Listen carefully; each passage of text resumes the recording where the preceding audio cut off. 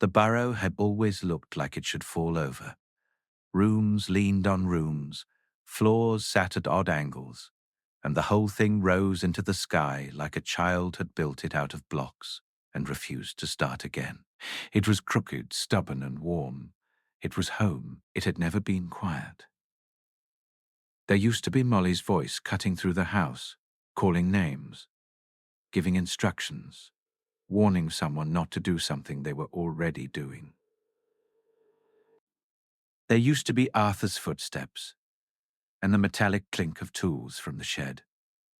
There used to be the wireless crackling with Celestina Warbeck, while plates rattled and chairs scraped and people argued over Quidditch teams and who'd eaten the last bit of treacle tart. There used to be laughter, too much of it sometimes. Loud, reckless laughter that filled spaces too small to contain it.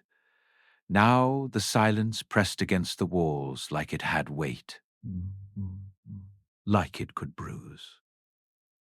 Molly stood at the kitchen sink with her hands submerged in dishwater that had gone cold. She couldn't remember why she'd filled the basin. She stared at the pale, wrinkled skin of her fingers and waited for a thought to arrive that made sense. None did. On the counter plates, sat in a messy stack. They might have been from yesterday. They might have been from the day before. Someone, maybe her, maybe one of the kids had made tea at some point. The cups were still on the table in a loose circle, the tea inside them dull and filmed over. The kitchen smelled faintly of stale warmth and old herbs from the casseroles people kept bringing, like food could patch a hole this large. The clock on the wall ticked steadily. Molly's eyes went to it without her meaning to, the way your tongue finds a broken tooth. All the hands pointed to home. All except one. Fred's hand had stopped moving. It had spun wildly during the battle, swinging between mortal peril and lost and traveling so fast Molly couldn't bear to look at it. She'd watched it anyway. She'd watched it because she couldn't not watch it. Because mothers watched. Because that was what you did when your children were out there and the world was trying to swallow them. And then, after the battle, after the screaming, after the great hall and the bodies and the smell of smoke and stone dust, Fred's hand had settled somewhere the clock had never shown before. Not mortal peril, not lost, not even dead. Just still. Arthur had tried to talk about taking the clock down. Maybe we shouldn't. He'd started, voice careful, hands lifted as if approaching an angry animal. Molly had hexed him before the sentence finished forming. The spell had singed the edge of his sleeve. He hadn't argued after that. He had just looked at her like he didn't know where to put his grief and walked back out to the shed. Now Molly pulled her hands from the water.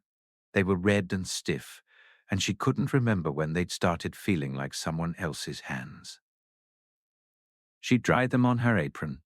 She'd worn the same apron for 3 days, maybe 4, and stared at her wedding ring as it caught a weak stripe of afternoon light.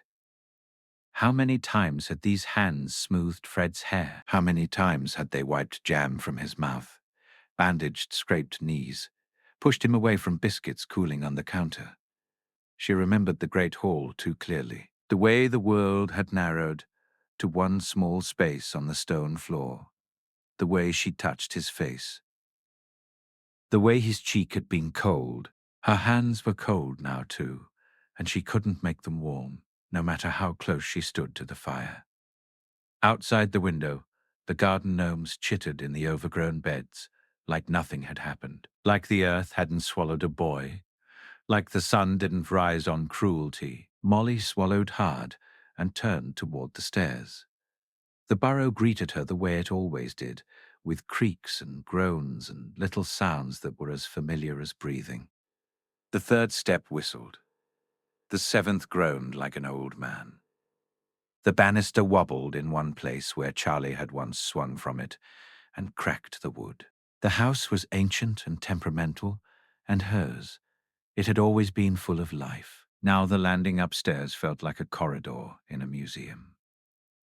Too still, too tidy, too wrong. 6 bedroom doors lined the hall, all closed.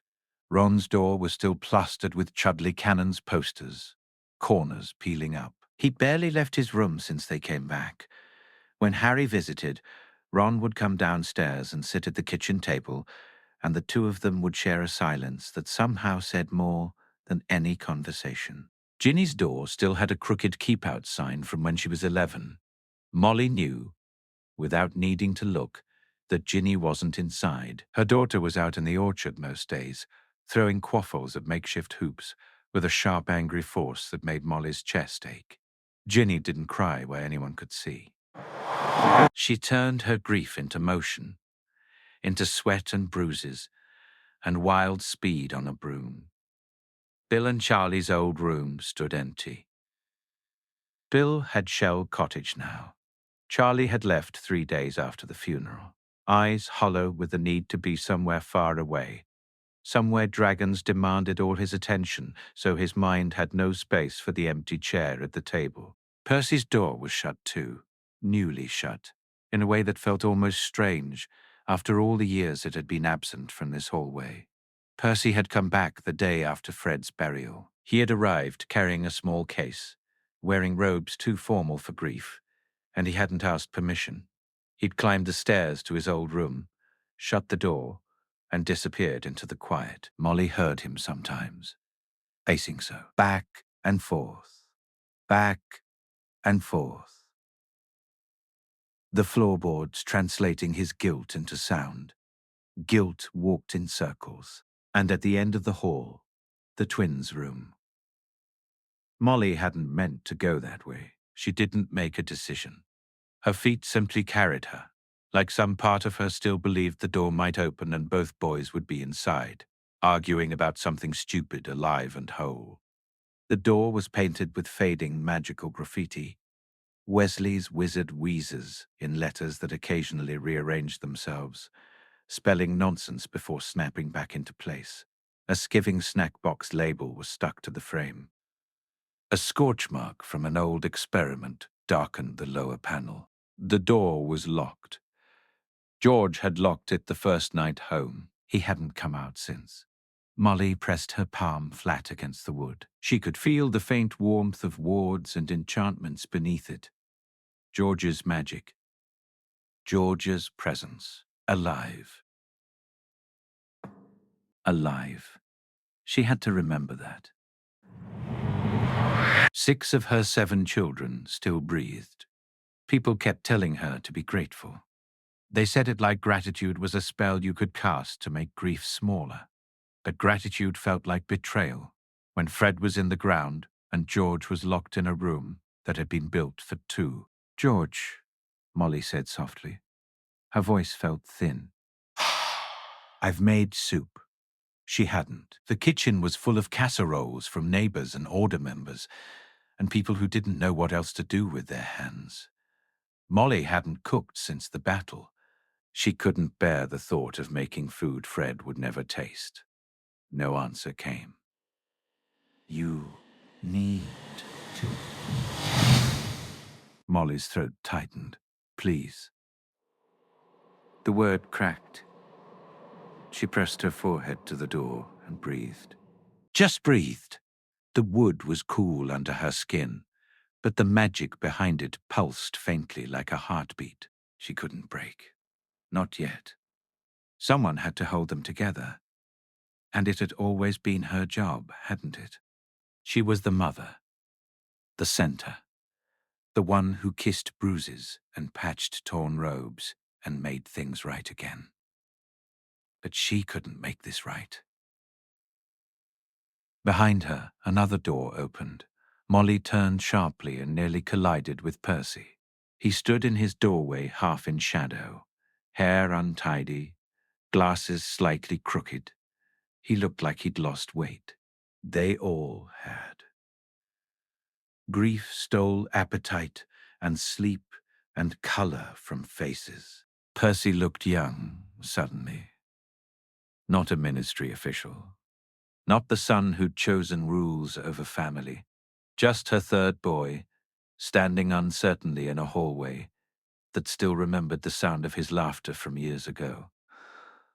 "Mom," he said. "Percy." Molly wiped at her eyes quickly, angry at the wetness. "I didn't hear you." He nodded like he'd expected that. He hesitated, then said, "Should I try to talk to George?" Molly looked at the locked door. "I don't think he wants to talk to anyone," she said gently. Percy's jaw tightened. His gaze stayed fixed on the twins' door, like he was staring at something he'd failed to protect. "I should have been here," he whispered. "All those years. I should have been here." "You're here now," Molly said. "It's too late." "It's not." She reached for him, instinctive, a mother's hand trying to gather up a broken piece. Percy stepped back, sharp as a reflex. He looked ashamed immediately, but the distance remained. Molly let her hand fall. "You came back," she said quietly. "You fought beside us." "Fred knew." "Don't!" Percy snapped, voice suddenly too loud in the quiet house. "Please don't tell me what Fred knew." "I said terrible things. I missed years. I can't." His voice broke off. He pushed his glasses up with shaking fingers. "I'm going to help Dad in the shed," he said quickly, and then he fled down the stairs as if staying another second would burn him. Molly stood alone on the landing, while the burrow settled around her with familiar creaks. Even the ghoul in the attic, usually noisy and irritating, thumped once, and then fell silent, as if it understood that noise felt wrong now. Molly went back down the stairs slowly and stopped in the kitchen. Through the window, she could see Arthur in the shed, surrounded by muggled plugs and batteries and broken toasters.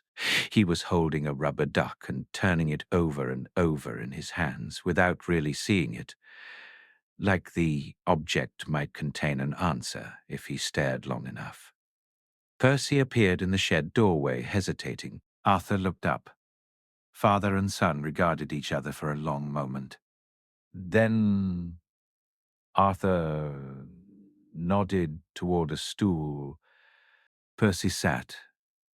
They didn't speak. They didn't need to. They simply existed in the same space.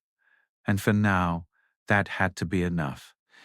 In the orchard, a quaffle flew wide and missed the hoop.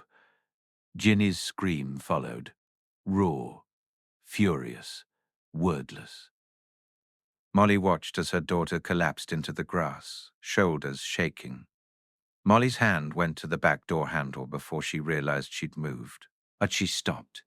Ginny needed to rage where no one could see. Molly understood that need too well. Wasn't that what she wanted? To collapse and wail and let grief tear her open? But mothers didn't get that luxury. Mothers held steady. Molly released the handle and turned back to the sink. She looked at the cold tea, the dishes, the stacked casseroles in mismatched containers. Her wand lay on the counter like an accusation. She'd barely used magic since the battle. Every spell felt wrong, almost insulting, when Fred's wand sat upstairs in a drawer, its magic cooling into silence. But the dishes needed washing. The house needed tending. Life, impossibly, continued. Molly picked up her wand. The wood was warm and familiar, responsive in her grip. She flicked it toward the basin. Hot water streamed from the tap. Another small movement, and soap bubbles rose thickly. Plates lifted from the counter and drifted into the water in a gentle line. Molly guided them through washing with small, careful motions. Magic. The thing that made them special. The thing that hadn't saved her boy. A sob pushed up in her throat. She swallowed hard and kept moving. One dish, another. Another. The rhythm was mindless. That was the point. It gave her hands something to do that wasn't shaking. It gave her mind somewhere to go that wasn't the great hall. Footsteps sounded on the stairs. Molly didn't turn. Whoever it was could speak or leave. Mom? Ron's voice was rough, like he hadn't used it properly in days. Molly turned. Her youngest son stood in the doorway, tall and awkward, and heartbreak written into the slump of his shoulders. He looked older than he should. Too much had happened. War did that. Loss did that. Is there tea? Ron asked. Such a simple question. So normal it hurt. I'll make some, Molly said, and she did it by hand, not magic. She needed the small, ordinary task. She filled the kettle, set it on the stove, waited for it to heat. She took down 2 cups. Ron sat at the table and stared at the clock. It's stuck, he said quietly. I know.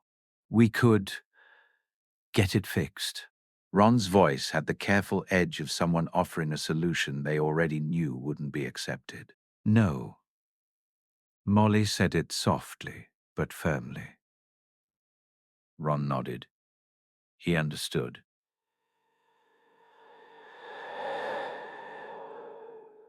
The clock wasn't broken. It was telling the truth. That was the problem.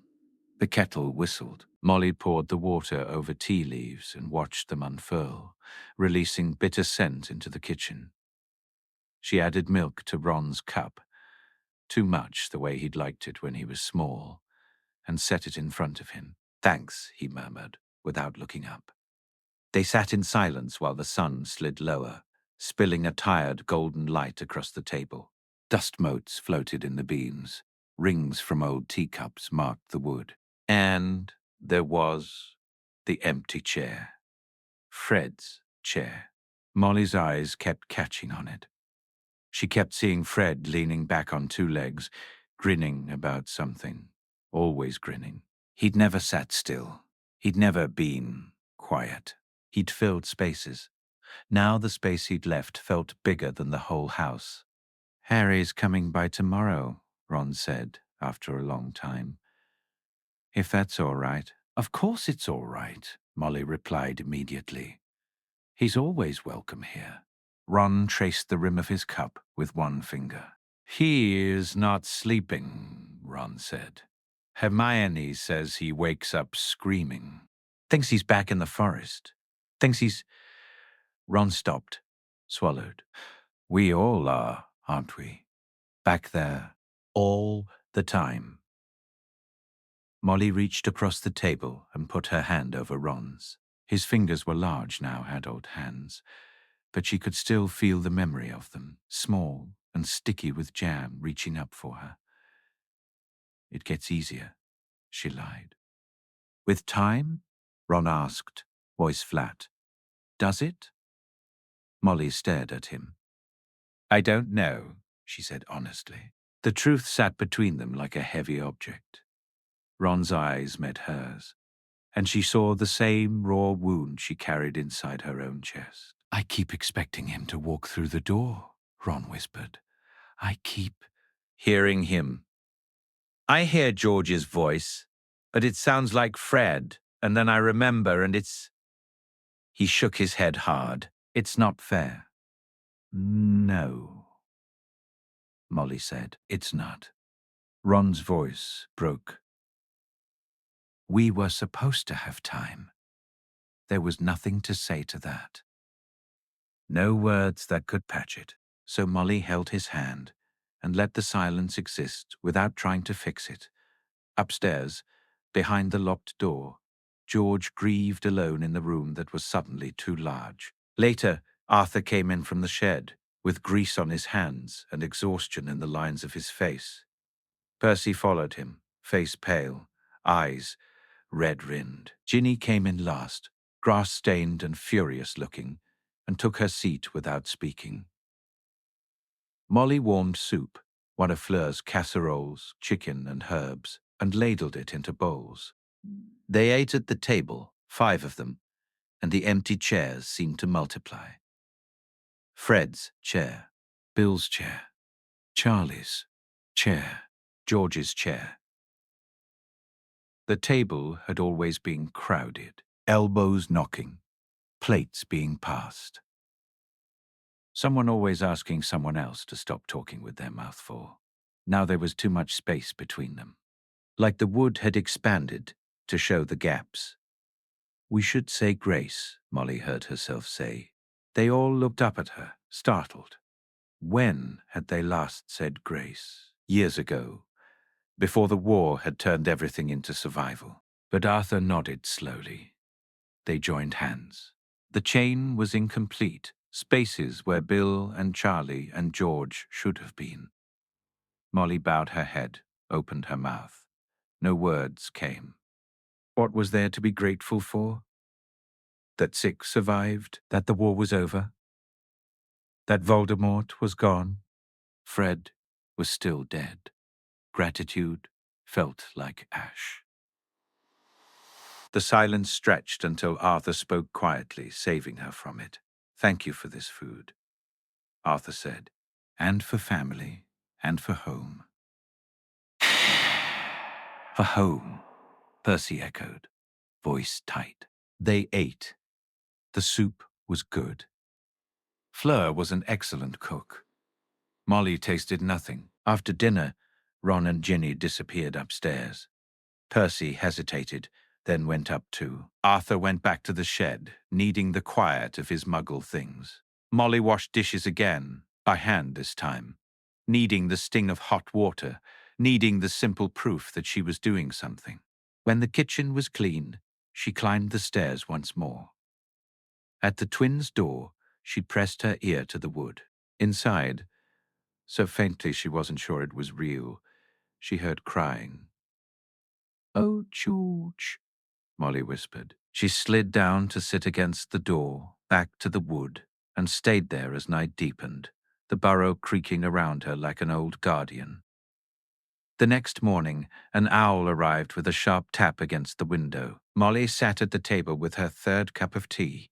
She hadn't finished the first 2, and stared at the bird hovering outside as if the simple act of standing and opening the window required an impossible amount of effort.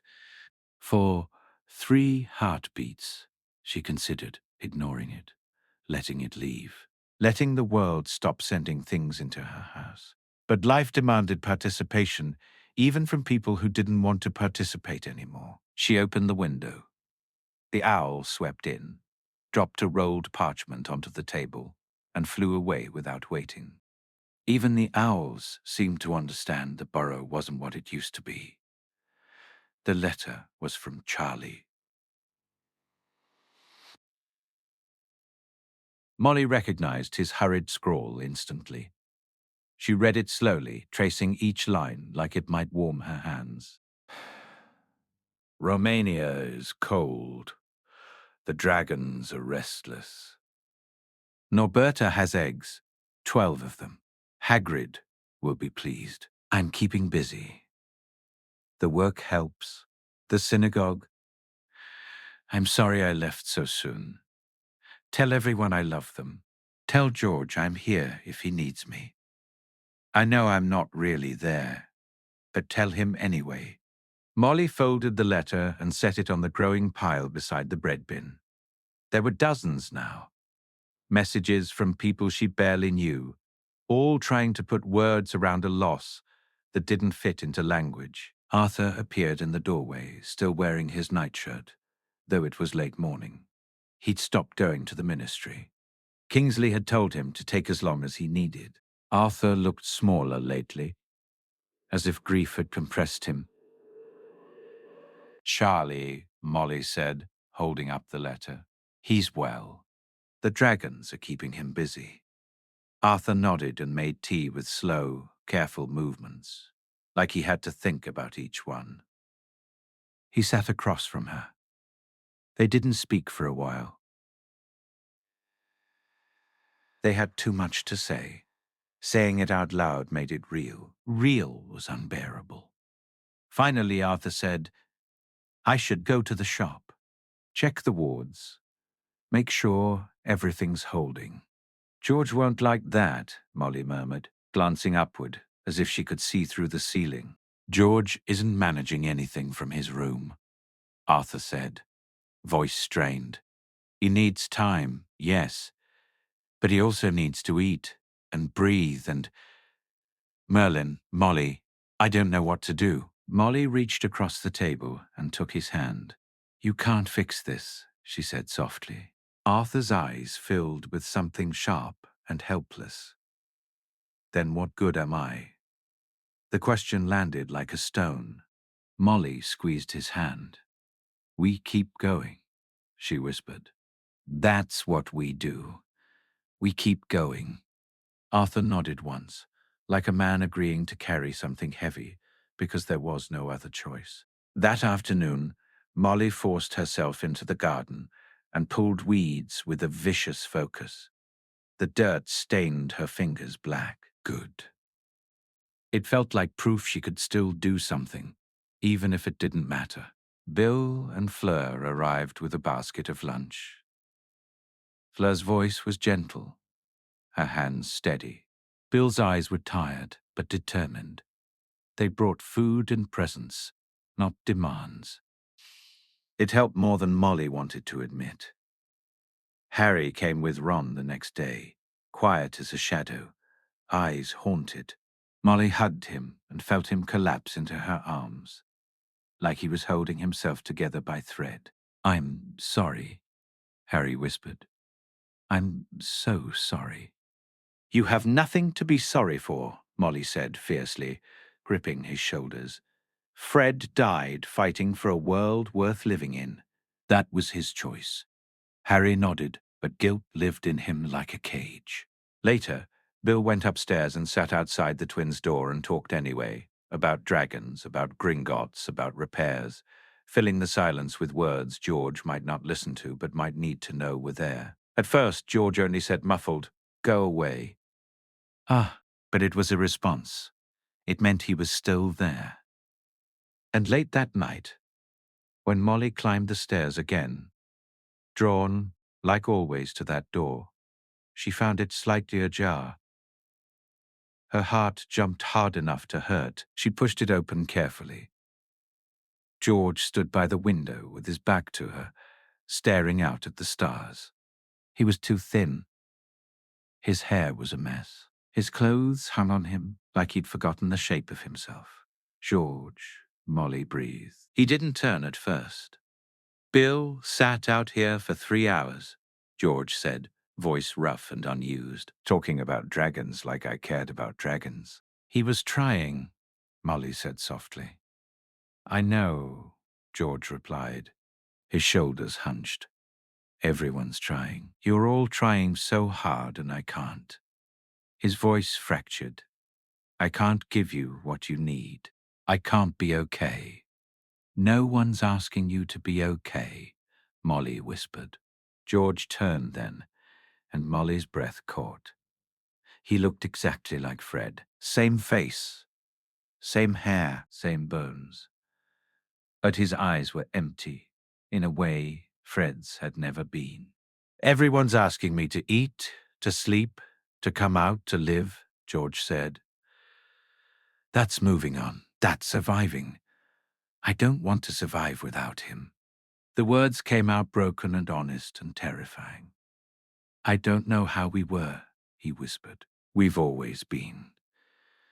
I don't know where I end and he began. Past tense. Everything was past tense. Molly crossed the room and pulled him into her arms. He resisted for half a second, like he didn't trust comfort, like he didn't believe he deserved it. Then he collapsed against her with a sound that wasn't a sob so much as a wound opening. Great wrenching gasps shook him. He clutched her like a child.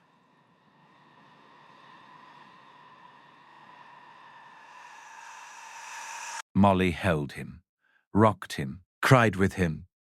There were no words that could fix anything. We call. There was only the fact that he was alive, and he was here, and he was finally not alone in the room meant for two. Outside, the stars wheeled on. Inside, Molly learned again what she'd always known, but had forgotten in the worst of her grief. Love couldn't stop the hurting, but it could make the hurting bearable. For one more night, that would have to be enough. The morning George came down for breakfast, nothing outside the Burrow changed. Molly had imagined that it would.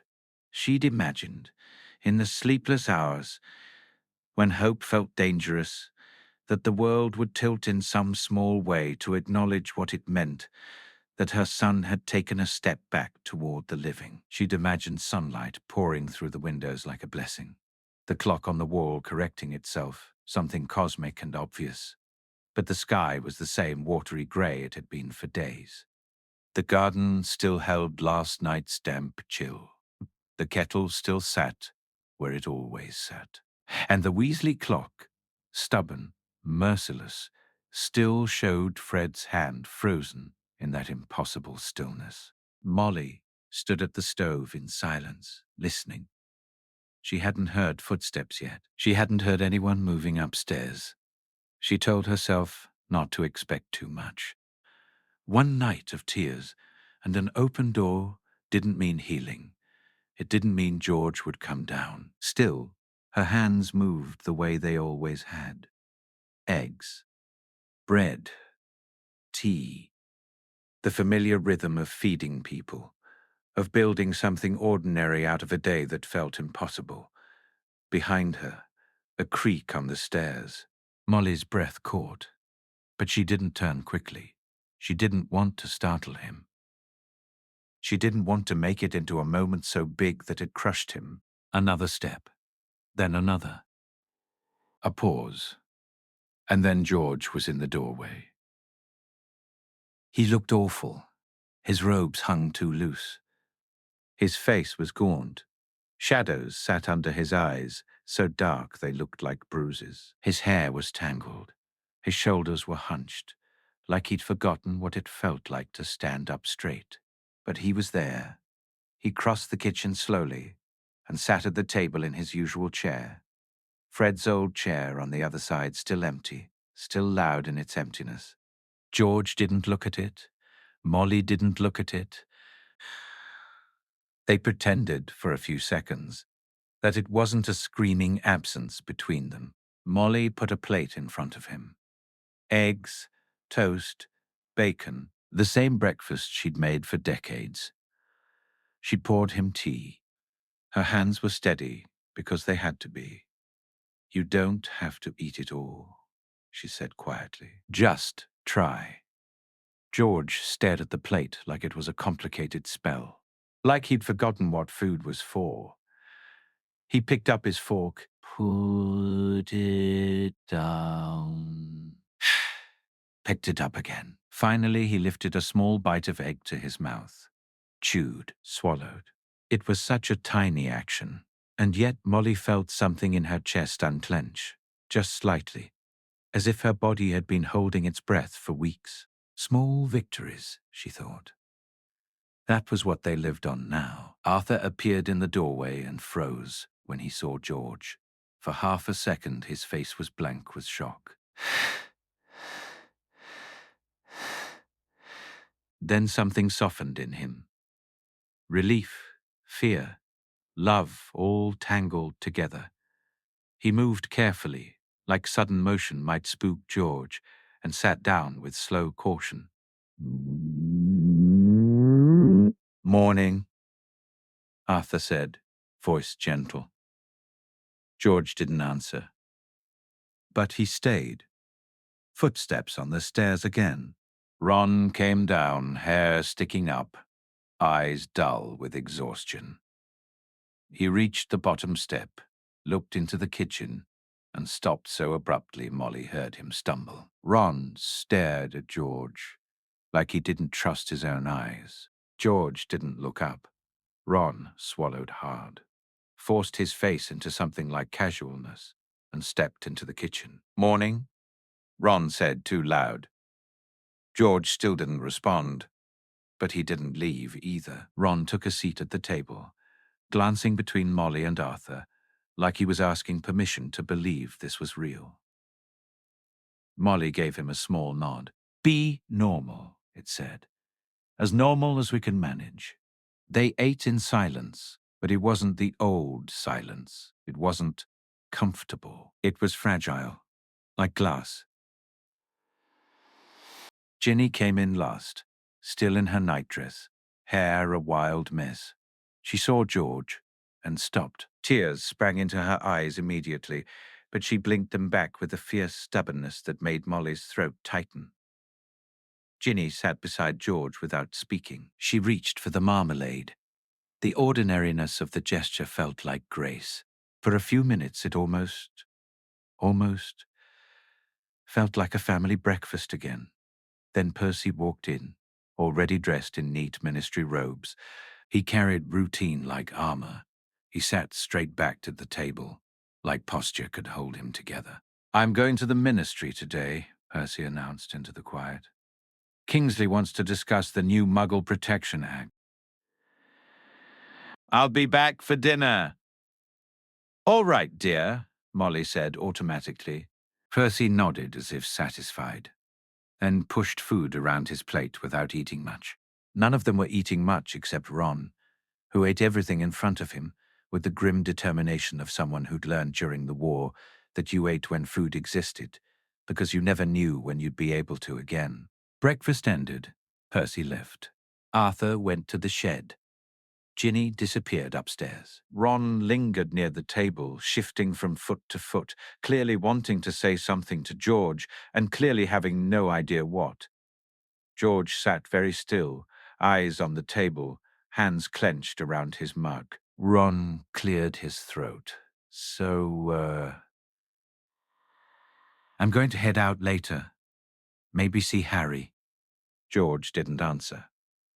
Ron waited another second, then gave up and slouched into the sitting room. Molly began clearing plates, aware of George in her peripheral vision like a fragile flame.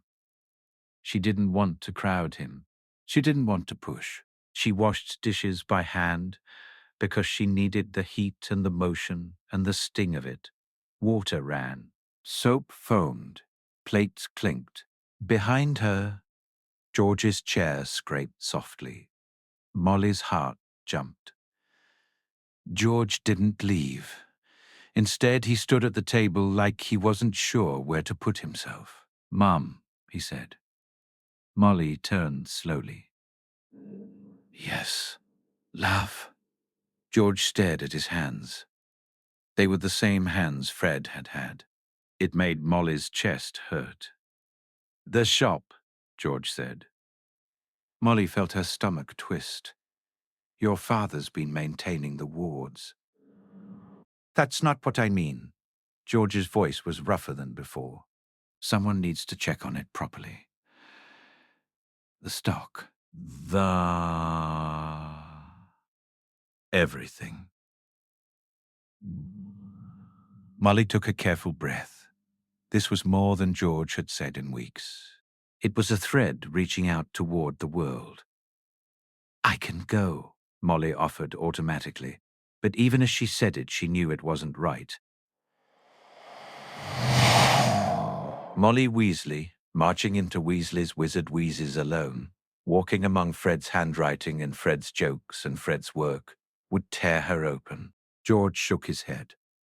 "Not you." From the doorway, Ron's voice said quickly, "I can go." Molly turned. Ron stood there, half in the sitting room, looking like he'd come back because he'd heard his name called by fate. "If you want," Ron added, voice uncertain. "I mean, I don't know how to run it, but I can feed pygmy puffs and take inventory. Harry can help." George's jaw tightened. Molly watched the battle on his face. For a moment, she thought he might shut down, might retreat, might lock himself away again. Then George nodded once. Sharp. Painful. Don't move anything, George said, voice flat. Don't reorganize. Just keep things alive. Ron nodded quickly.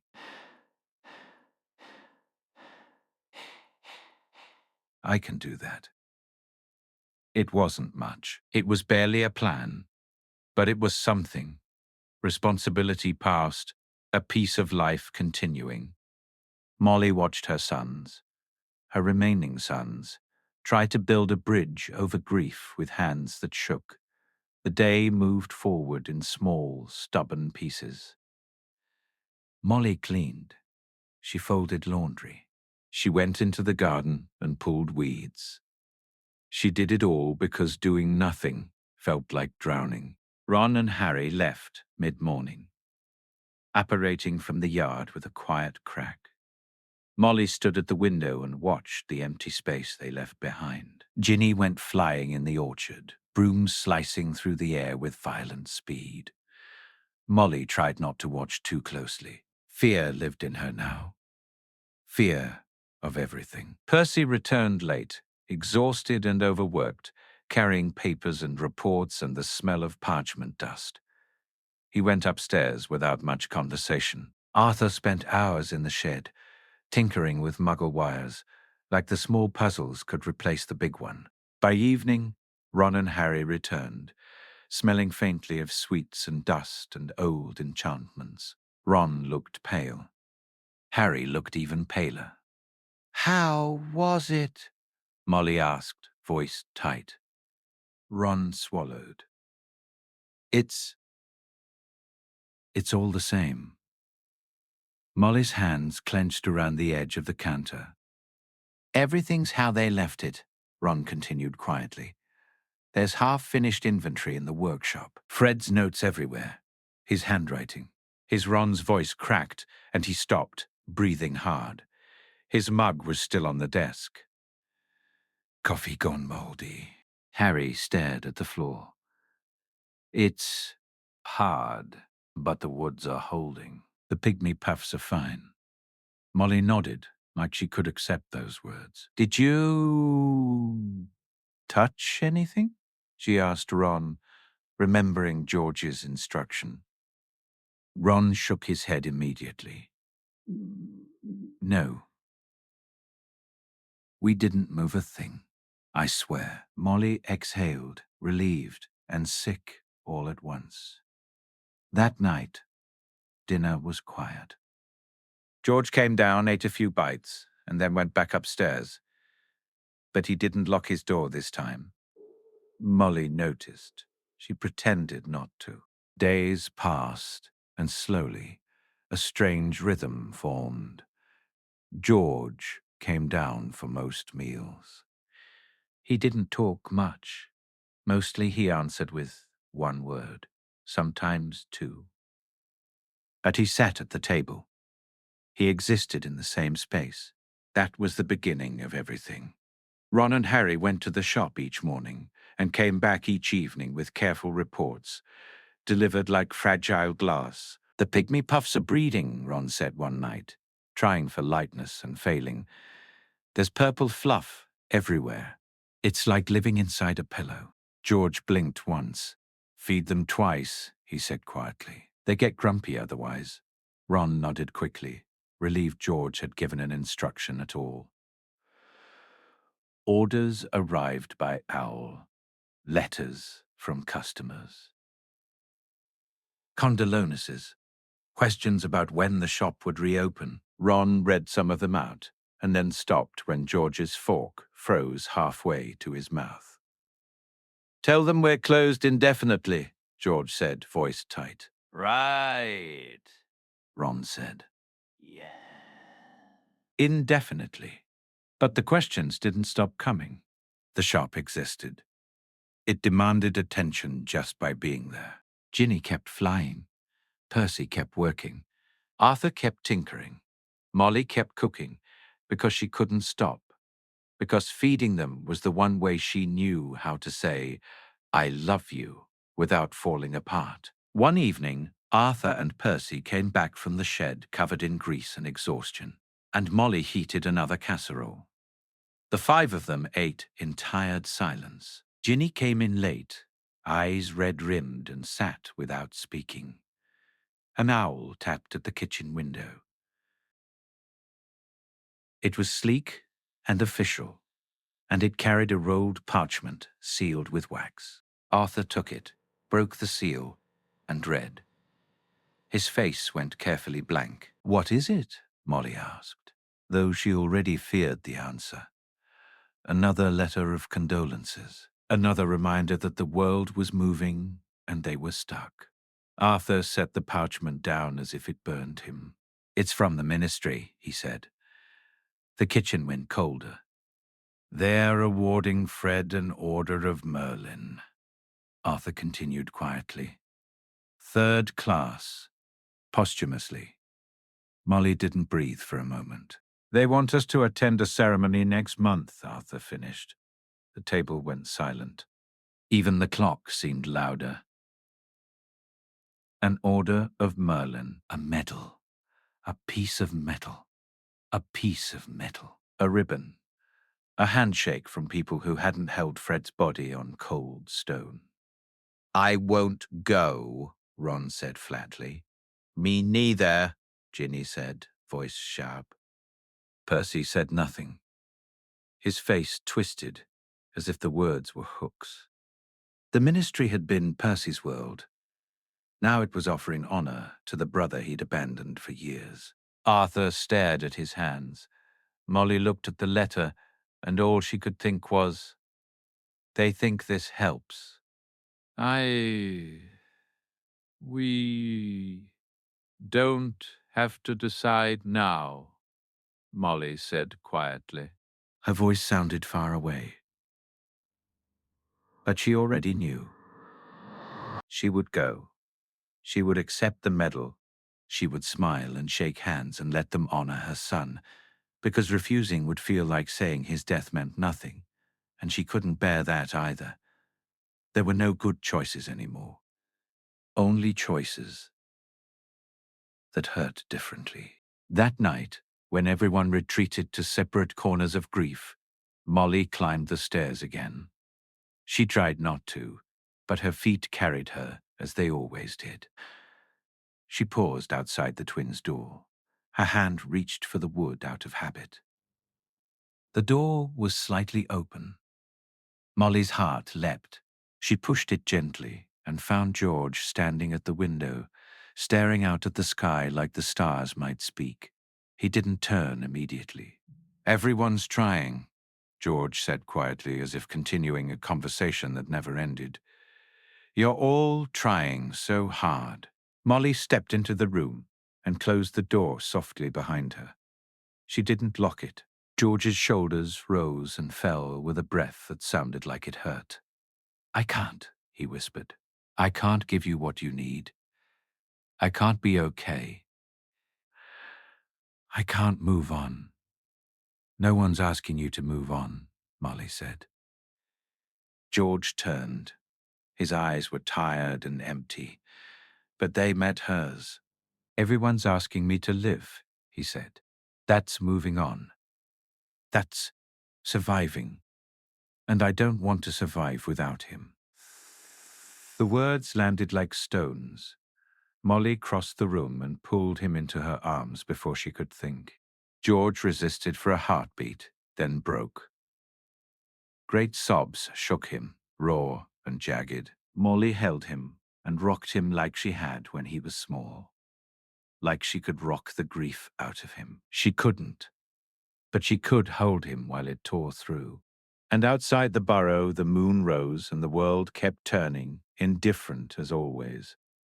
In the morning, George came down for breakfast again, and that was still something, still everything.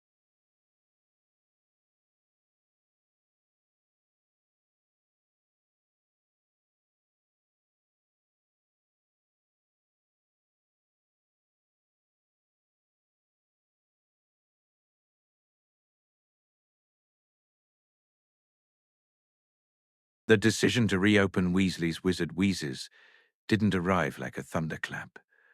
It didn't come with a dramatic announcement or a family meeting where George stood up and declared a new future. Nothing in their lives worked like that anymore. Big changes didn't feel big. They arrived slowly, quietly, like water seeping into cracks in stone. It started with questions. At first they were small, almost casual, as if George was testing whether he could speak about the shop without falling apart. He'd sit at the breakfast table, staring into his tea, and then he'd ask something in a low voice. "Did you check the back room?" he asked one morning. Ron froze mid-bite. His eyes flicked to Molly, then to Arthur, like he wasn't sure whether answering would be helpful or dangerous. Harry, sitting near the end of the table, kept his gaze down. Harry's presence had become a quiet, steady thing in the Burrow, like an extra chair that no one questioned. He visited constantly now. Sometimes he stayed for hours. Sometimes he stayed the night. He wasn't sleeping in Grimmauld Place. Molly knew that without being told. The old house was full of ghosts and silence and memories that scratched at the skin. At the Burrow, the memories hurt too, but at least there were people. Ron cleared his throat. "Yeah. We checked. The stock's mostly intact. The pygmy puffs are breeding, which is revolting." George's mouth twitched, not quite a smile, but something that almost pointed in that direction. "They do that," George said. Ron nodded quickly, relieved to have something practical to talk about. "We fed them twice, like you said. They're fine." The wards were holding. Dad reinforced them. Arthur gave a small nod. The shop's safe," he said, voice careful. "It's just messy." But what if George's eyes flicked up for a second? "Messy how?" Ron's voice went tight. "Messy like it's all how you left it. That was the problem with places you loved. They didn't grieve with you. They stayed the same. They held things where they had always been.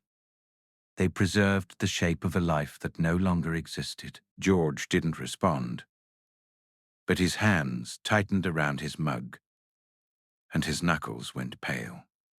After that, the questions came more often. "The decoy detonators," George said one afternoon, pausing in the kitchen doorway like he'd come down without meaning to. "They're temperature sensitive. If the shop's too warm, they start sweating." Ron blinked at him. "They sweat. They ooze," George corrected, like it mattered. "And then they smell like bad eggs. It's disgusting." Harry's mouth twitched. "I remember," Harry said quietly. "They set one off in the common room once. Everyone thought someone had died." George stared at him for a long moment, and Molly couldn't tell whether he was hearing Harry's words or hearing the echo of another voice, Fred's voice, telling the same story with a grin. Then George nodded once, sharp. "Check them," he said. "Make sure they're not oozing." Ron nodded. "Right. Okay." Molly watched these exchanges with a strange, sick mix of relief and fear. Relief because George was speaking, was connecting to something outside his own grief. Fear because the shop was full of traps.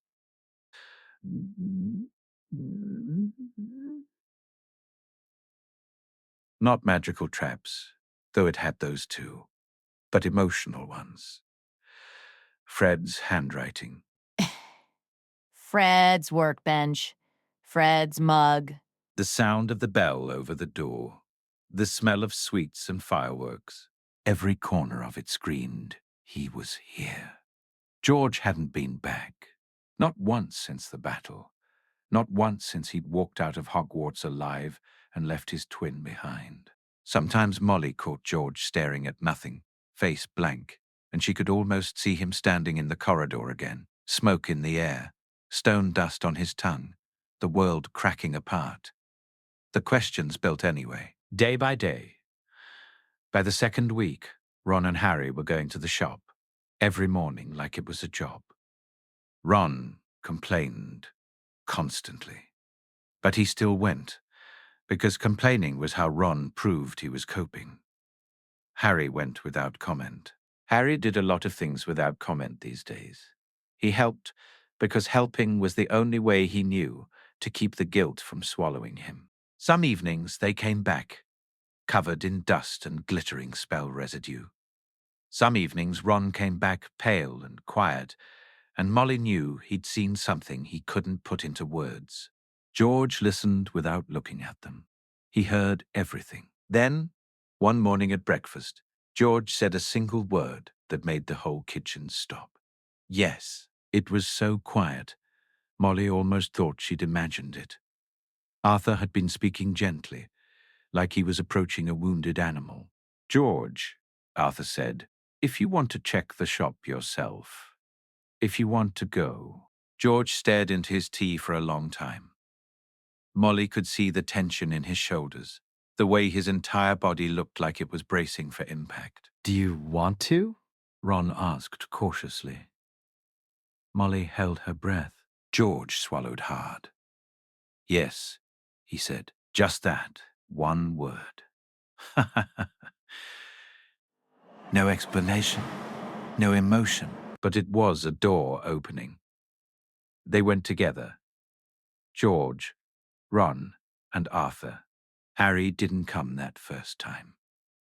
He offered immediately, but George shook his head. Not today, George said. Harry accepted it without argument, because Harry had learned what pushing looked like in people who were already breaking. Molly watched them disappear from the garden with a crack of apparition, her heart caught high in her throat. Ginny found her by the window an hour later, still staring at the empty space where they'd been.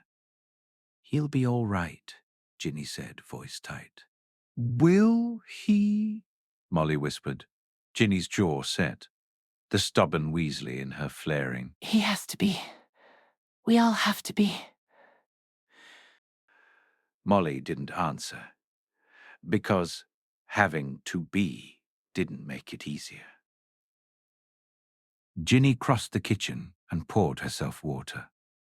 She drank like she was trying to drown a thought. I got a letter from Gwenog Jones, Ginny said suddenly. Molly blinked. The Harpies captain? Ginny nodded, eyes sharp and bright with something like anger. She wants me to try out after I finish Hogwarts. Molly's chest tightened. Ginny, that's wonderful. Ginny laughed, short and bitter. Is it? Fred's dead, and I'm getting Quidditch offers. Molly stepped closer, careful. You've worked for that. Ginny's voice rose. George can barely function, and I'm thinking about tryouts. What kind of person does that make me? Molly cupped Ginny's face, forcing her daughter to look at her. It makes you alive, she said firmly. It makes you human. It makes me selfish. No, Molly said, voice softer now. It makes you someone who can still want things. Fred would hex you himself if you gave up Quidditch because of him. Ginny's eyes filled. He'd make some terrible joke. He would, Molly agreed. He'd say you were too rubbish to get in anyway. Ginny sobbed, sharp and sudden, and Molly pulled her into her arms. I miss him, Ginny whispered, voice breaking. I know, Molly said into her hair. I know. Outside, the garden kept growing. Inside, Molly held her daughter until the shaking eased. When George returned that evening, Molly knew something had happened before he said a word. He came through the door pale, jaw clenched, eyes wide and unfocused. He didn't look at anyone. He went straight upstairs and shut himself in his room. Molly's hands started shaking. She turned away quickly and began kneading bread dough with vicious force, punching her fear into flour and yeast. Ron and Arthur sat at the table like two people who'd been through a storm. How bad was it? Molly asked, forcing the words out. Ron's throat bobbed. Bad, he said quietly. Everything's there. Half-finished inventory in the workshop. Fred's notes all over the place, his handwriting. Arthur rubbed his face as if he could wipe away the memory. George walked through the whole shop, Arthur said softly. Touched everything. The displays, the walls. Like he was saying goodbye. Molly's breath caught. Is he going to sell it? I don't know, Ron said. He didn't say. He just stood there for a long time. Then he looked up and said, we should go home. Molly's stomach turned. She kept kneading the dough harder than necessary. 2 hours later, George came down. He moved slowly, like his limbs were heavy. He sat at the table, staring at the wood grain as if it held answers. I'm going to reopen, George said. The words landed like a stone thrown into still water. Ron's head snapped up. Arthur went very still. Molly's hands froze. George, Molly began carefully, fear coiling around her. You don't have to. I know, George said, voice flat. But I'm going to. He swallowed. His throat worked like the words were sharp. The shop was ours, George continued. Fred's and mine. Everything in there we built together. Every product, every display, every stupid joke. His voice cracked just slightly. It's all him. It's all us. Molly's eyes burned. If I close it, George said, it's like saying he didn't matter. Like what we made didn't matter. No one would think that, Molly whispered. George's eyes lifted to hers. They were devastated, but there was something fierce in them too. I would, he said. Molly's breath shook. I can't bring him back, George said quietly. I can't fix this, but I can keep the shop alive. Arthur nodded slowly. His voice was hoarse. What do you need? George exhaled, like he'd been holding breath for weeks. Help, he said. I can't do it alone. I need Ron, if you're willing. And maybe Lee Jordan, if he'll come back. He was always good with customers. Ron didn't hesitate. I'm in, he said immediately. Obviously, whatever you need. And I can help with the accounting, Percy's voice said from the doorway. Molly turned sharply. Percy stood there in his ministry robes, looking like he'd been listening from the hallway. His face was carefully controlled, but his eyes were raw. If you want, Percy added, voice steady. I'm good with numbers, organization, that sort of thing.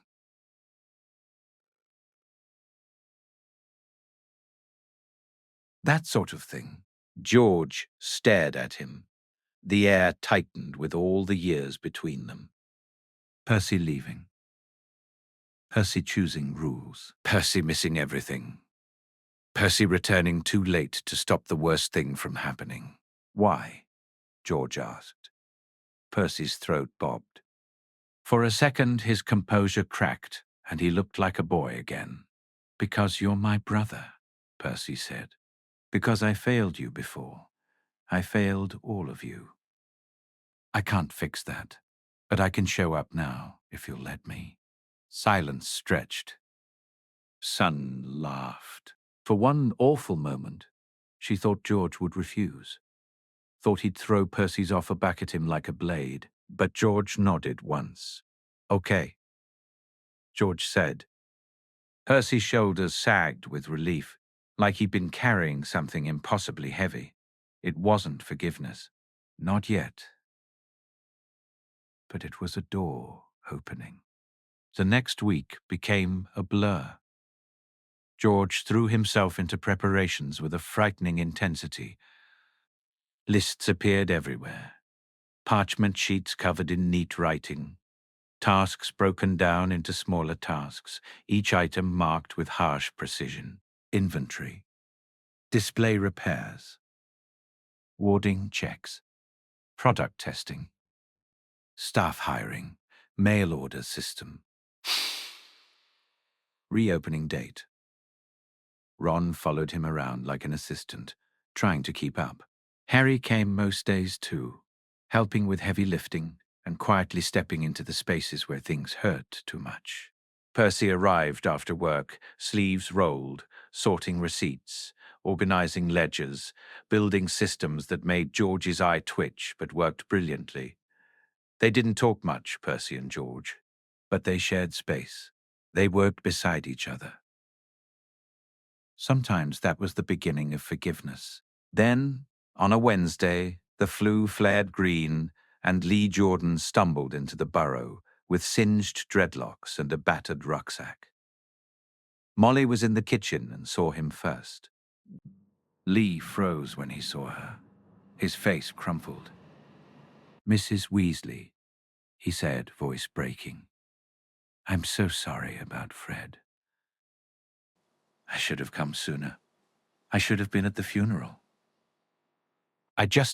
He swallowed hard. I couldn't face it." Molly crossed the kitchen and hugged him hard. "You're here now," she said. "That's what matters." Lee pulled back, wiping his eyes with the back of his hand like a teenager. "Is George? Can I?" "He's at the shop," Molly said. Lee nodded like he'd been waiting for permission all along, then disappeared with a crack of apparition before Molly could say anything else. That evening, when George returned, Lee came with him. Lee and George didn't stand close.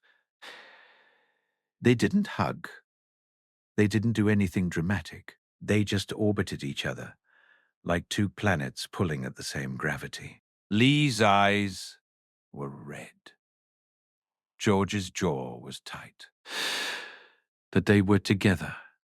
"He's staying," George said at dinner, voice flat. "He's coming back to help run the shop." "That's wonderful," Molly managed. Lee gave a weak smile. "Someone has to keep him from burning the place down with experimental fireworks." "That was one time," George muttered. "It was 3, Lee said. 2.5. You can't have half a fire, George." The corner of George's mouth moved. Not a smile, not really, but something close. Molly felt something inside her shift. Not joy, not relief. Something smaller, a sense of movement. They were building something.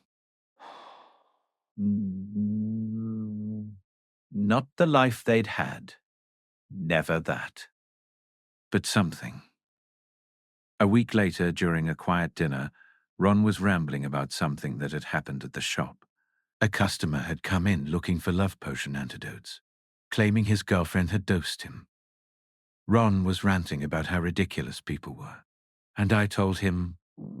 Ron stopped abruptly, blinking, then said without thinking, "I just gave relationship advice at Fred and George's shop. That's mental." He'd said Fred's name out loud. The entire table froze. Forks suspended midair. Breath held. George's fork stopped halfway to his mouth. His hand clenched around it until his knuckles went white. His gaze stayed fixed on his plate, as if looking up would break him. "I'm sorry," Ron said quickly, panic rising. "I didn't mean—" "It's fine," George said tonelessly.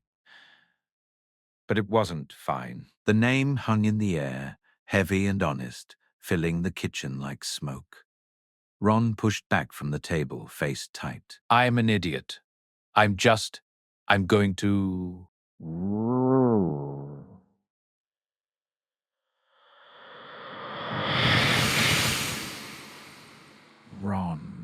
George said. George's voice was quiet. Tell me the rest. Ron stared. What? The customer, George said, eyes still on his plate, with the girlfriend. What happened? Ron sat back down slowly, suspicious, like he thought George might be setting a trap. Okay. I told him we didn't carry antidotes, that if he wanted out, he should just be honest, and he said he was scared of her when she was angry. Ginny leaned forward, eyes sharp. What did you say? Ron's mouth twitched. His voice started shaking. Molly couldn't tell if it was tears or laughter. I told him, if you're afraid of someone, you definitely shouldn't be with them. And he? George asked, still very still. Ron snorted. He said, good point, and just left. The corner of George's mouth moved again. Not a smile, but the ghost of humor, the acknowledgement of absurdity. We should start charging a consultation fee, George said quietly. It was barely a joke, but Percy, of all people, said in a perfectly dry voice, Ronald Weasley, relationship counselor. I'm sure that'll end well. It wasn't funny. Not really.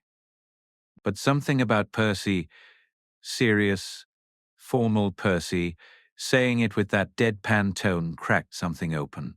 Ron snorted, tried to hide it, failed. Shut up, Ron said, but he was grinning now, helpless. You're one to talk, Ron added, turning on Percy, because that was how Ron coped. By attacking, Percy lifted his chin. When was your last date? Ron scoffed. I date. Work dinners don't count, Ginny said instantly. They are legitimate social events, Percy snapped, cheeks reddening. Name one friend who isn't a memo, Ron shot back. Ginny choked on pumpkin juice. Arthur's lips twitched, and George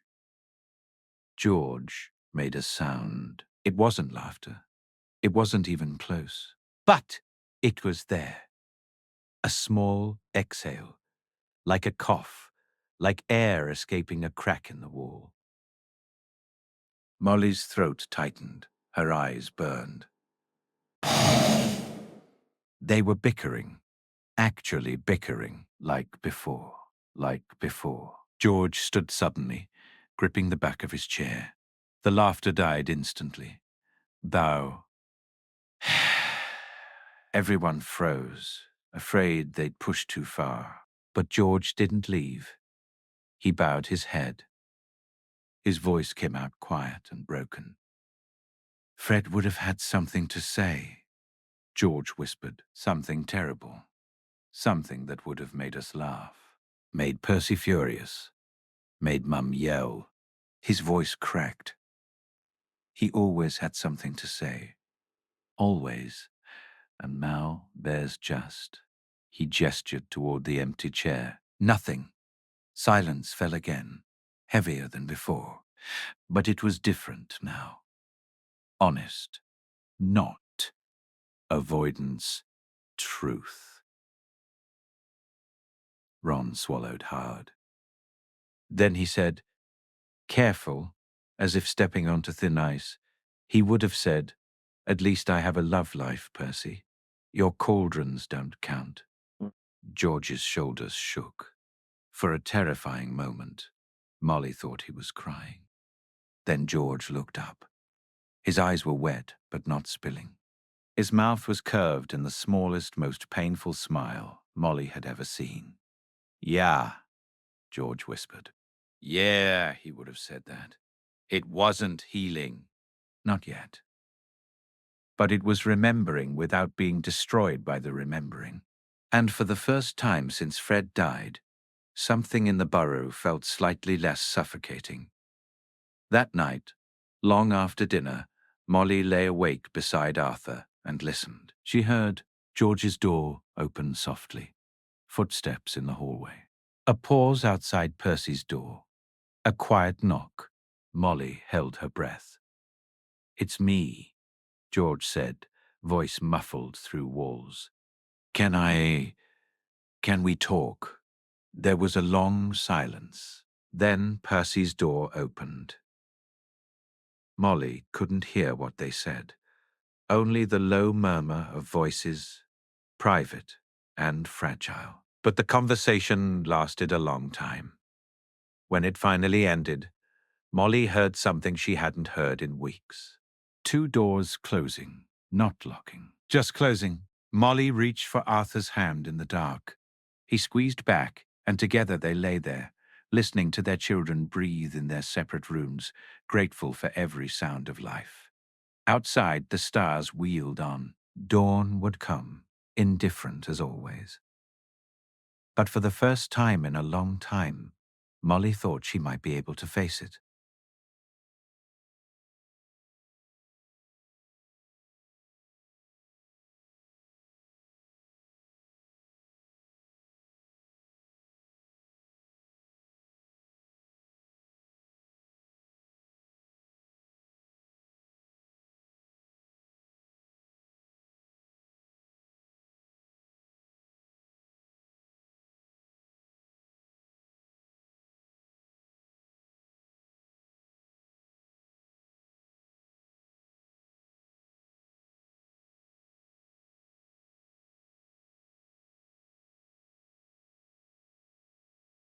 The days before the reopening of Weasley's Wizard Wheezers felt like walking through fog. Everything happened, but nothing felt fully real. Molly moved through the Burrow, doing what she had always done. Cooking, cleaning, folding laundry, tending the garden.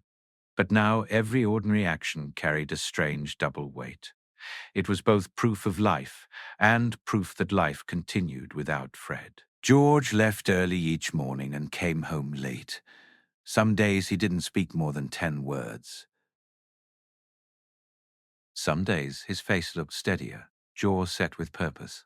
Other days he looked like a man made of thin glass, held together by habit and will. Molly learned not to judge the days by what George said. She judged them by whether he came home at all, whether he ate, whether he slept, whether his eyes met hers for even a moment. Ron worked at the shop alongside George and Lee with loud determination and bad jokes. Harry helped too, mostly silent, doing whatever needed doing, lifting boxes, fixing shelves, reinforcing wards. Percy arrived after the ministry and stayed until midnight, sorting accounts and organizing papers until the shop's back office looked like something that belonged in a government building. George complained about it, but he didn't stop Percy. That alone was a kind of miracle. Molly didn't go to the shop. She couldn't. Not yet. Sometimes she stood at the kitchen window and stared at the spot where they apparated. She watched that empty space the way she'd once watched the clock hand spin, waiting for it to change, waiting for something to make sense. It was Ginny who first dragged Molly's focus away from the shop and onto something else. It happened one evening when Molly came upstairs carrying fresh laundry. Ginny's door was open. That was unusual. Ginny had kept it shut for months, like privacy was armor. Molly hesitated, then knocked gently on the doorframe. Ginny was sitting on her bed with Hermione beside her, both of them surrounded by stacks of parchment, books, and folded robes. Ginny's trunk stood half-packed near the door. Hermione's trunk sat beside it. Newly arrived, the initials HG stamped neatly on the leather. Molly felt her stomach turn. Of course, September was coming, and school was coming. Life was coming, whether any of them wanted it or not. "Need any help?" Molly asked softly. Hermione looked up immediately. She was always polite, always controlled, even when her eyes held something bruised behind them. "Ooh, we're all right, Mrs. Weasley," Hermione said. Ginny was digging through a pile of books with sharp, frustrated movements. I can't find my potions textbook, she muttered. I think Ron borrowed it to identify something at the shop and never gave it back. I'll ask him, Molly said automatically. Then she paused in the doorway, watching the two girls. Girls who had fought a war. Girls who had lost people. Girls who were still, impossibly, teenagers. How are you feeling about going back? Molly asked carefully. Ginny stopped searching and sat back on her heels. She stared at Molly with a look that was both fierce and exhausted. Terrified, Ginny said. Then, almost in the same breath, excited, guilty for being excited, the usual. Hermione set down the robes she'd been folding and gave a small, humorless laugh. I keep thinking about it too, Hermione said. About going back to classes and writing essays, like any of it matters. After everything. Her voice faltered. She pressed her lips together, forcing control back into place. I spent a year on the run, Hermione said quietly. Nearly died more times than I can count. Watched people get tortured. Watched people die.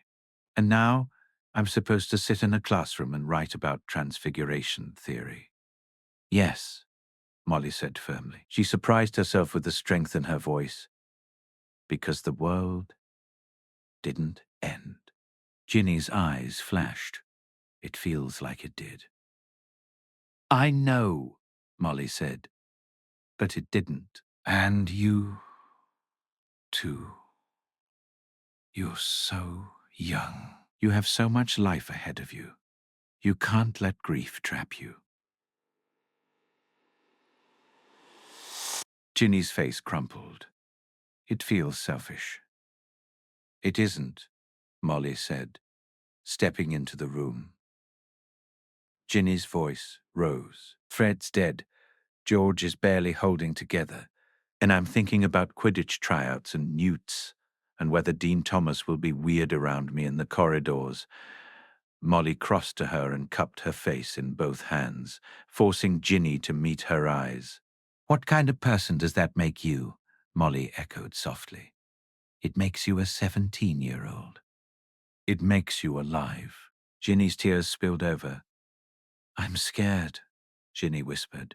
I'm scared that if I go back, it means leaving him behind, like he'll fade if I'm not thinking about him every second. Molly's throat tightened so hard she could barely breathe. He won't fade, Molly said. He's written into you, into all of us. You can't leave him behind, even if you tried. Ginny sobbed hard, face pressed against Molly's shoulder.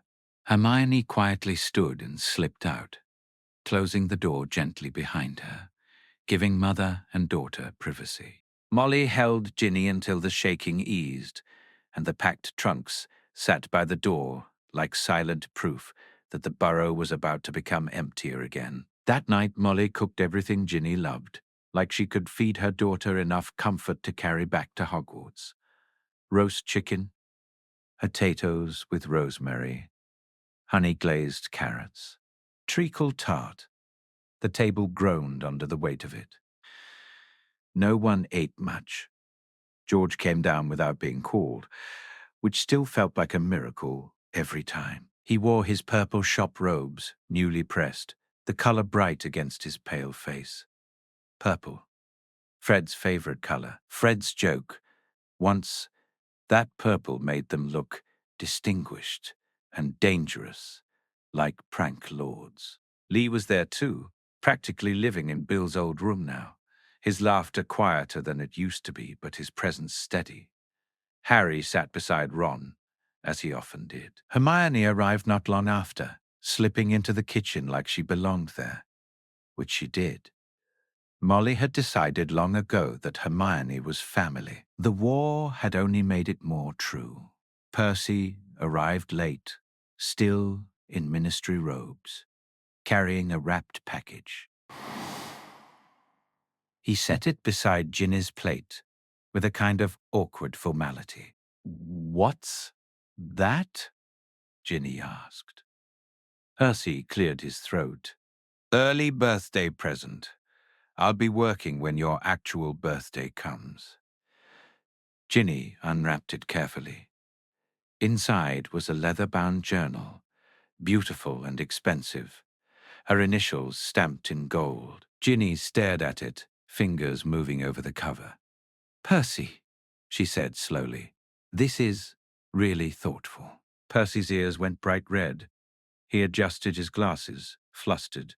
It's for writing. You used to write. I thought you might want to again. To document things. Your last year at Hogwarts. Whatever you want. Ginny swallowed hard, then nodded. Thank you. Percy looked like he wanted to disappear under the table. Ron saw the weakness and pounced. Careful, Ginny, Ron said, smirking. Percy, being thoughtful. That's a sign of the apocalypse. Shut up, Ronald, Percy snapped. Make me, Ron said cheerfully. You're both idiots. Ginny muttered, but there was no heat in it. The bickering made Molly's chest ache with familiarity. It sounded like before, like the Burrow remembered how to be alive. Then George spoke. I have something to say, George announced suddenly. The table went quiet instantly. George rarely spoke during meals. When he did, it was usually a short answer or a practical question. Now his voice carried weight. Everyone held still like if they moved, the moment would vanish. George looked at Ginny. You're going back to Hogwarts, George said. His voice wavered slightly. He swallowed hard, then kept going. And you should. You need to. But I want you to know... He stopped. Molly saw his hand tighten around his fork, like he was gripping a lifeline. Fred would be proud of you, George said, voice cracking. For going back. For not letting what happened break you. Ginny's eyes filled. George's mouth twisted, painful and honest. He'd probably give you terrible advice about smuggling dung bombs into the castle. A few people let out small, shaky breaths that might have been laughs. But mostly, George said, voice quieter now, he'd just be proud. Ginny whispered, Thank you, and looked down at her plate because looking up would break her. George nodded once, as if that was all he could manage. Then he returned to eating with stiff focus, as if he hadn't just peeled part of his heart open on the table. After dinner, instead of everyone scattering to separate corners like they often did, they drifted into the sitting room. It wasn't planned. It just happened. Like the house itself was pulling them together for one last night of being whole. Arthur sat in his armchair. Molly sat beside him on the sofa. The others sprawled awkwardly, filling space. Harry leaned forward, elbows on his knees. Tell us about your first day at Hogwarts, he said to Ginny. Your real first day. Ginny smiled slightly, watery, terrifying. I was so nervous I could barely eat breakfast. Mom cried on the platform, Ron said immediately. I did not, Molly protested. You absolutely did, Ginny said, and for a moment her voice sounded like the Ginny of years ago, teasing, confident. And Ron told me to avoid Slytherins like they were contagious, Ginny continued. They basically are, Ron muttered. Ginny laughed softly. Then her voice caught. Fred and George found me on the train. They were third years, acting like they owned the place. Fred told me the sorting hat read your mind and announced your deepest secrets. Lee snorted. I remember that. You believed it, Hermione said, half amused, half sad. I was 11, Ginny protested. I spent the whole feast terrified it would announce I had a crush on Harry Potter. My son, do not forget my teaching, but keep my commands in your heart, for they will prolong your life many years and bring you peace and prosperity. Harry went scarlet so fast it was almost impressive. Even George's mouth twitched. They started telling stories then, one after another. Not the careful, reverent kind. The real kind. The messy kind. Fred and George enchanting armor to walk, setting off fireworks, lying to first years with straight faces, turning fear into laughter because laughter made fear smaller. Molly listened, heart aching, because every story hurt, but every story also felt like oxygen. This was how you kept someone alive, not by refusing to say their name, but by remembering them honestly. Even Percy joined in, hesitantly at first. He told older memories, childhood moments. He spoke like each sentence cost him something. At one point, George blinked and leaned forward, surprised. I'd forgotten that. How do you remember? George asked, voice quiet. Percy's eyes looked hollow. I remember all of it, he said. Every moment I missed. Every time I should have been there and wasn't. Silence settled. Then George said softly, tell us more. So Percy did. The stories stretched late into the night. The fire crackled. The burrow creaked gently around them, like it was listening too. In the morning, Molly woke early to make breakfast before the train. Two things were happening today. George was reopening the shop. Ginny was leaving for Hogwarts. Molly felt stretched between them, pulled in opposite directions, unable to fully hold either without dropping the other. She moved through the kitchen in familiar patterns. Eggs, bacon, toast, tea. Her hands knew what to do, even when her mind was tangled. Arthur came down first. He looked as tired as she felt. Couldn't sleep? Arthur asked softly. Didn't try, Molly said. Arthur nodded, like he understood. One by one, the others appeared. Ginny, already in robes. Hermione, neat and focused. Ron, bleary and stubborn. Harry, quiet. George in his purple shop robes, shoulders set like armor. Percy taking the morning off to see Ginny off.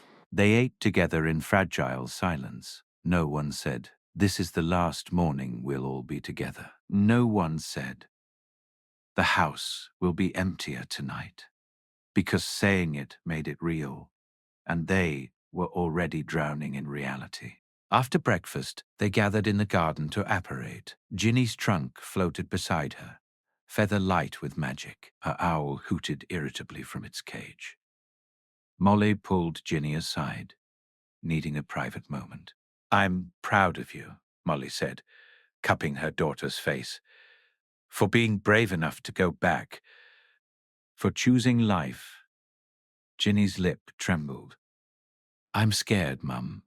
I know, Molly said. That's what makes it brave. They hugged hard. Molly breathed in the scent of Ginny, grass, broom polish, home, and fought the urge to beg her not to go. Write to me, Molly said fiercely. I will, Ginny promised. I swear. Molly swallowed. And Ginny? Fred's not the only one who would be proud. I'm proud too. Your father's proud. We all are. Ginny nodded, tears streaming, and then Arthur called that it was time, and the moment slipped away into motion. They apparated to King's Cross. Platform 9 3/4 was chaos. Students, parents, owls, cats, trunks, laughter that felt too loud after months of grief. The Scarlet Engine waited, with smoke curling from its chimney, steady as ever, like the world insisted on normality. Ginny found Hermione. They hugged their parents, made promises, and disappeared into the train. Molly watched from the platform as the whistle blew. The train lurched forward, and Ginny waved through the window. Molly waved back until the train disappeared around the bend. She kept staring at the empty tracks long after it was gone. Arthur's arm wrapped around her shoulders. "She'll be all right," Arthur murmured. "I know," Molly whispered. "She's strong." But knowing didn't make the empty house easier. They apparated back to the Burrow. Arthur left for the shed, needing solitude. Percy left for the ministry, needing routine. Molly stood alone in the kitchen. The Weasley clock showed hands pointing to travelling. Ginny, Hermione, probably Harry soon too. The others pointed to home. Fred's hand remained still. The silence pressed in. But there was bread to bake, laundry to fold, a garden to tend, and in a few hours, George and Ron and Lee would return from the shop, and the house would have people in it again. So Molly kept moving, because that was what you did. You survived, even when surviving felt like the loneliest thing in the world.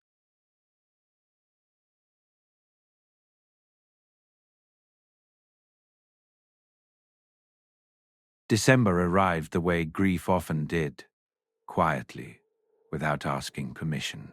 One day the Burrow's garden was mud and dying leaves, and the next it was covered in thin snow that made everything look clean and soft, like the world was trying to pretend it hadn't been cruel. Icicles formed along the crooked eaves. The pond froze over at the edges. The air smelled sharp and cold, and the sky stayed pale for days at a time. Molly kept the fires going like it was a job. She checked them too often. She fed them too much wood. The house was warm, too warm sometimes, but she couldn't stand the idea of any part of it feeling empty and cold. It was their first Christmas without Fred. The thought sat in her chest like a stone. It wasn't a dramatic thought. It didn't arrive with tears. It was just there, heavy and constant, growing heavier as the days passed. George's birthday had come and gone in early November. His and Fred's birthday the same day, the one they had always shared. This year they had tried to ignore it. George had stayed at the shop until nearly midnight, coming home with his hands smelling of fireworks and sugar quills, his face blank. Ron had forced himself to say, "Happy birthday," with a tight voice. Molly had baked a cake and then stared at it until it felt like an insult. They ate it anyway. They did everything anyway. But Christmas couldn't be ignored. It was too loud. It showed up everywhere. Diagon Alley filled with floating ornaments and enchanted garlands. Celestina Warbeck sang carols on the wireless like nothing had ever happened. Owls delivered Christmas cards from well-meaning people who wrote, "Thinking of you," and "Sending love," as if those phrases could stitch a family back together. Molly told herself she wouldn't decorate. She said it out loud once, to Arthur, while she was scrubbing the counter with unnecessary force. "I'm not doing it this year." Arthur didn't argue. He only nodded, tired and gentle, like he understood that if Molly didn't put up a tree, it wasn't because she hated Christmas. It was because she couldn't bear the shape of it without Fred. She couldn't bear the empty stocking, the empty chair, the missing love. Then, 3 weeks before Christmas, the flu flared green. Ginny tumbled into the burrow like a storm. Trunk first, soot on her cheek, grin wide enough to split her face. "I'm home," she announced. The word home hit Molly like a spell. Her chest tightened. Her eyes filled before she could stop them. Ginny looked better. Not healed. Not fine.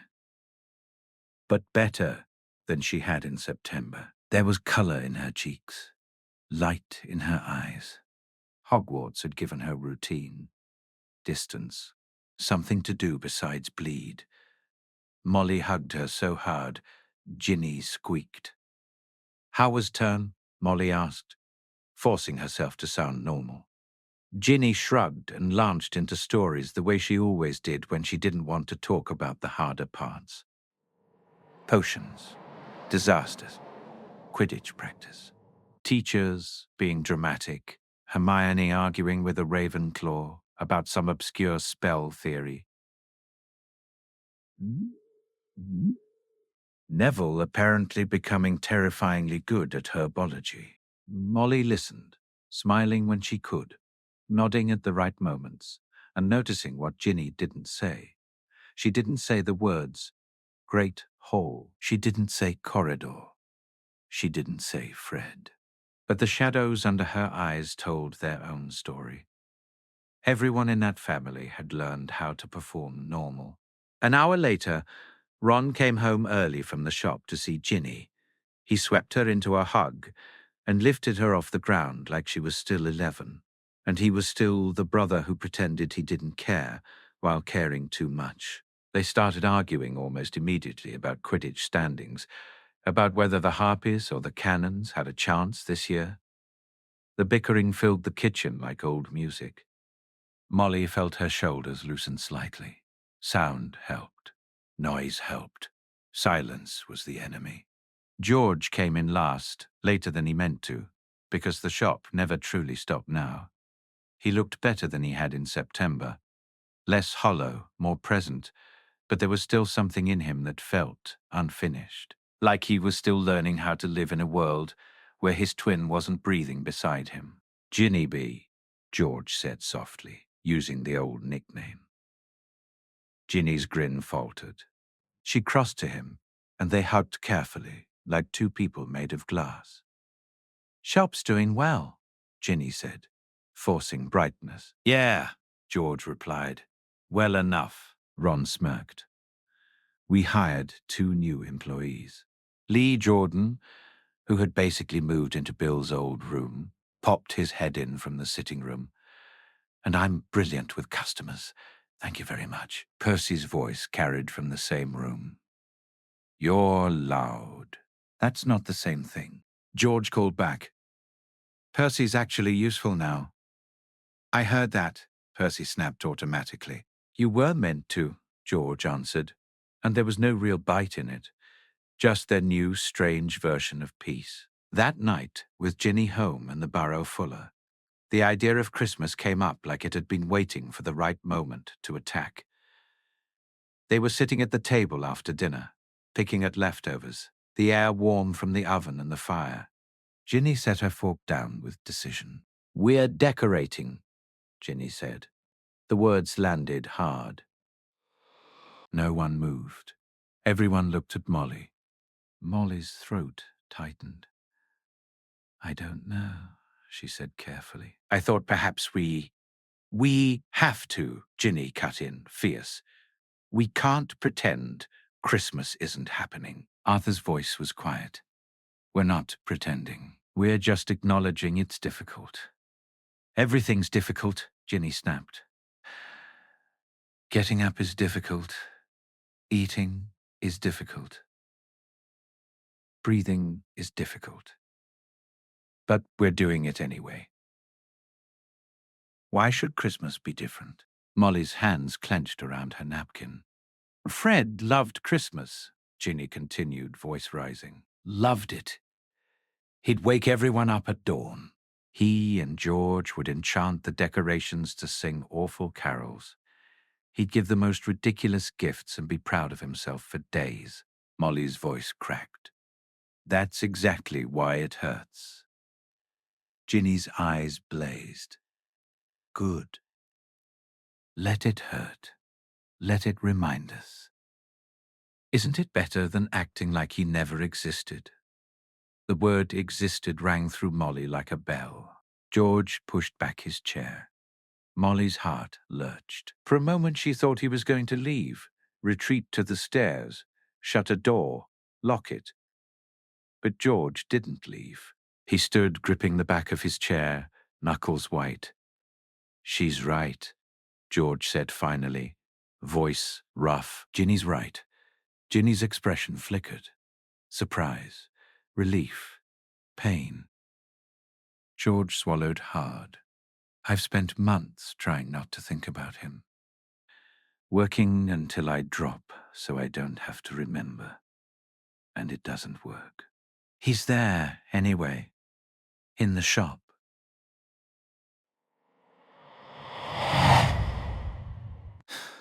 His voice broke on the last word. "If I'm going to remember anyway," George said, quieter now, "maybe we should choose it.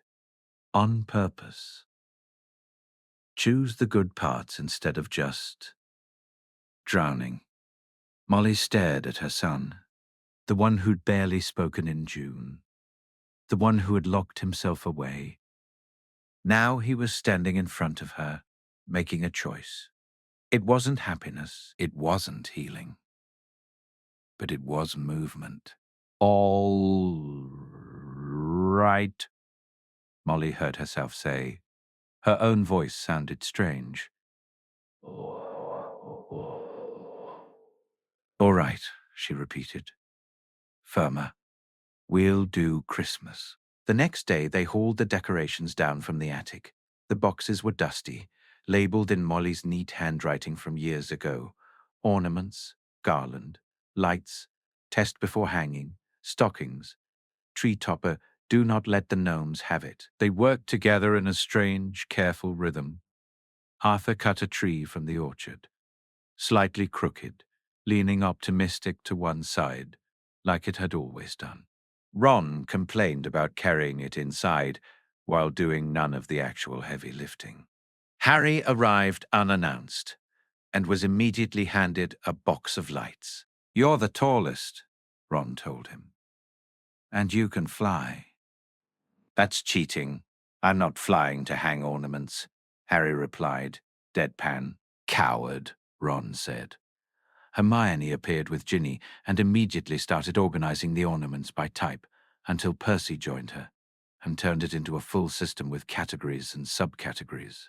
George ruined it within 10 minutes by hanging everything randomly. Percy glared. "There is a method."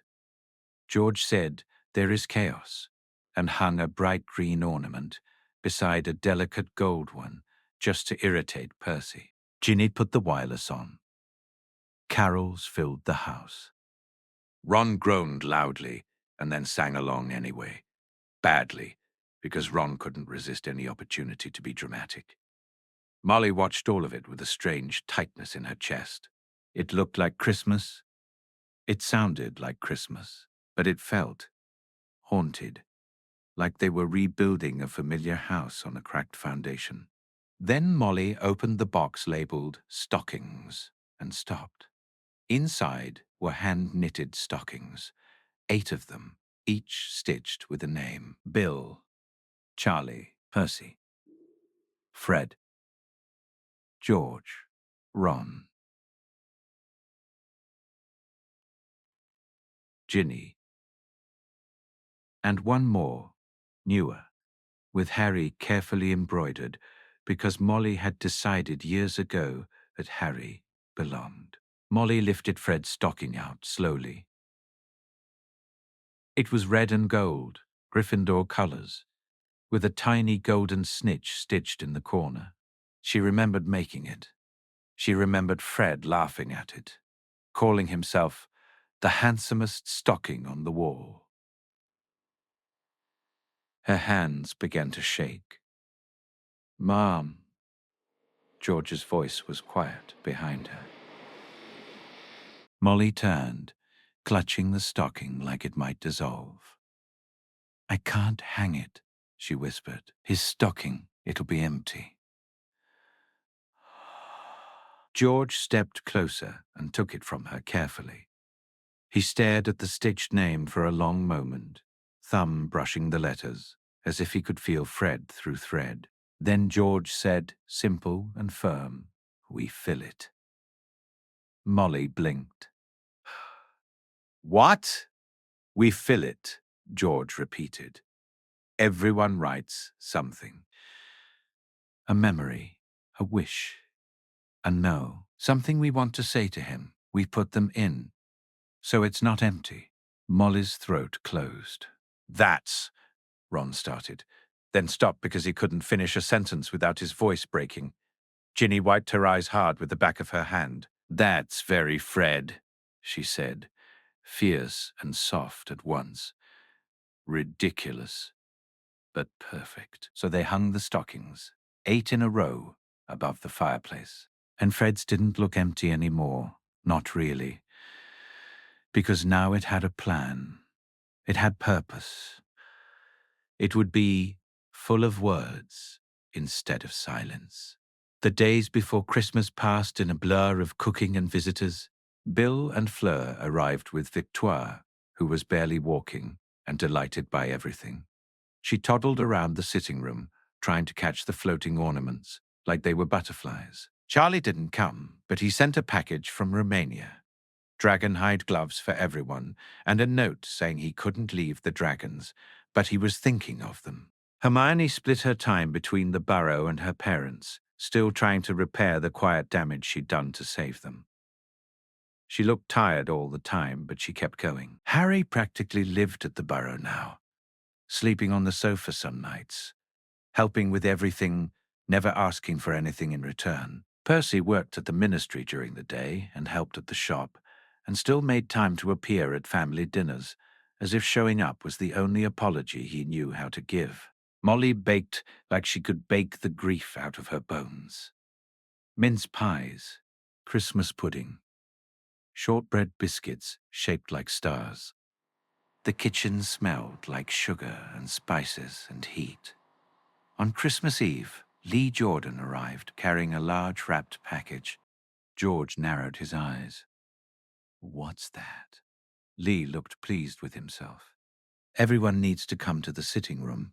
This is important. They gathered. Even Percy, who had been reading ministry papers with grim focus, allowed himself to be dragged in. Lee set the package down like it was fragile. He unwrapped it slowly, revealing a shallow basin filled with silvery liquid swirling with rainbow color. Hermione leaned forward, eyes widening. Is that a pensieve? Modified pensieve, Lee corrected quickly. I've been working on it for weeks. George stared at it. His throat moved like he was swallowing something heavy. It's not just for looking at memories, Lee said, voice suddenly nervous. It's for sharing them. Everyone contributes a memory of Fred, your favorite one, and it weaves them together, like a celebration instead of a funeral. The room went silent. Then Ginny whispered, That's brilliant. Molly felt tears rise fast, sharp. Lee, she managed, Thank you. Lee nodded quickly. So, who wants to go first? No one moved for a moment. The idea of pulling out a memory, touching it, holding it, felt like touching a wound. Then Arthur stood. His hands shook slightly as he drew his wand to his temple. A thin strand of silver emerged, delicate as mist. He lowered it into the basin. It vanished into the swirling. Molly went next. Her memory came out heavier, thicker, like it carried years of love. She dropped it in with careful hands. Ron followed, jaw clenched, eyes bright. Ginny's memory sparkled and quivered like laughter, trying not to cry. Percy hesitated the longest. His face tightened with pain. Then he did it, pulling out a memory like he was pulling out an apology. George went last. When George touched his wand to his temple, Molly's breath caught, his eyes squeezed shut. For a second, he looked like he might stop, might not be able to do it. Then the silver strand came free, and it was brighter than the others, almost flashing. George dropped it into the basin, and stepped back quickly, like he couldn't stand too close. Lee lifted his wand and spoke a complicated charm. The basin flared with light, spilling silvery threads into the air. And suddenly, Fred was there. Not a ghost, not solid, but present, moving images, moments, layered over moments. Fred at 7, laughing in the orchard. Fred at 11, racing through Hogwarts. Fred at 17, grinning like the world belonged to him. Fred in the shop, shouting jokes. Fred in the burrow, leaning back on 2 legs in his chair while Molly yelled at him to stop.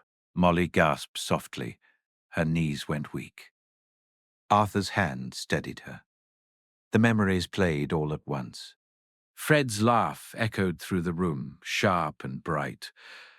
And for one moment, Molly forgot he was gone. For one moment, her body believed he was alive upstairs. Then the image shifted to another memory, and another, and another. Harry spoke softly, voice thick. Look at this one. In Harry's memory, Fred was in the battle, earlier than the end, laughing while throwing spells, grinning at Percy like the war was a joke. They could win by refusing to be afraid. Percy's face crumpled. Tears slid down his cheeks silently. George moved to sit beside Percy.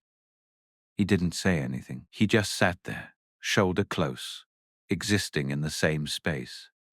When the last memory faded, the sitting room stayed quiet for a long time. People sniffed. People wiped their eyes. No one tried to make it tidy. Finally, George looked at Lee and said hoarsely, "Thank you." Lee nodded because he couldn't speak. They sat together until late, wrapped in the afterglow of remembering. On Christmas morning, Molly woke to movement downstairs. That was unusual. Usually, everyone let Molly wake first. Usually, she needed quiet moments before the day demanded her. She came down in her dressing gown and found George at the stove trying to make tea. He looked up briefly. "Morning," he said. Molly blinked. "What are you doing?" George set the kettle down with determination. "Breakfast. You don't have to—" Molly started. "No," George said quickly. "I want to." He paused, eyes flicking away. "Fred used to do Christmas breakfast," George said, voice low. "He burnt everything on purpose. Said it built character." Molly smiled through tears. "He once made scrambled eggs that were somehow raw and burnt." George's mouth twitched. "That takes talent." Molly stepped closer. "I can help." George shook his head. "You can stand there and supervise." He hesitated. "But I want to do it." Molly understood. This wasn't about eggs. It was about tradition, about refusing to let Fred's role vanish, about George finding a way to exist without becoming someone else. So Molly supervised, gently correcting George when he tried to do something ridiculous like put milk in the frying pan. George listened with stiff concentration. By the time the others came down, breakfast was ready. It wasn't burned. George was too competent for that. But it wasn't perfect either, and somehow that felt right. After breakfast, they opened presents. It was quieter than past years, but still present. Molly's knitted jumpers were handed out like they always were. Ron complained loudly while putting his on. Percy pretended he didn't care, and then carefully folded his wrapping paper into neat squares. Ginny laughed at a ridiculous gift from George that would have made Fred howl. George's jumper was purple. He held it for a long moment before pulling it on. No comment, jaw tight. Then George reached into his pocket and pulled out a small velvet bag.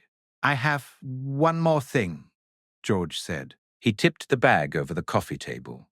Golden coins spilled out, small, warm, gleaming with etched enchantments. Hermione's eyes widened. Like the D.A. galleons? George nodded. Similar. But these are for family. If anyone needs help or wants to talk, write on it. All of us will know. Molly stared at them. Warmth rose in her chest like a candle flickering to life.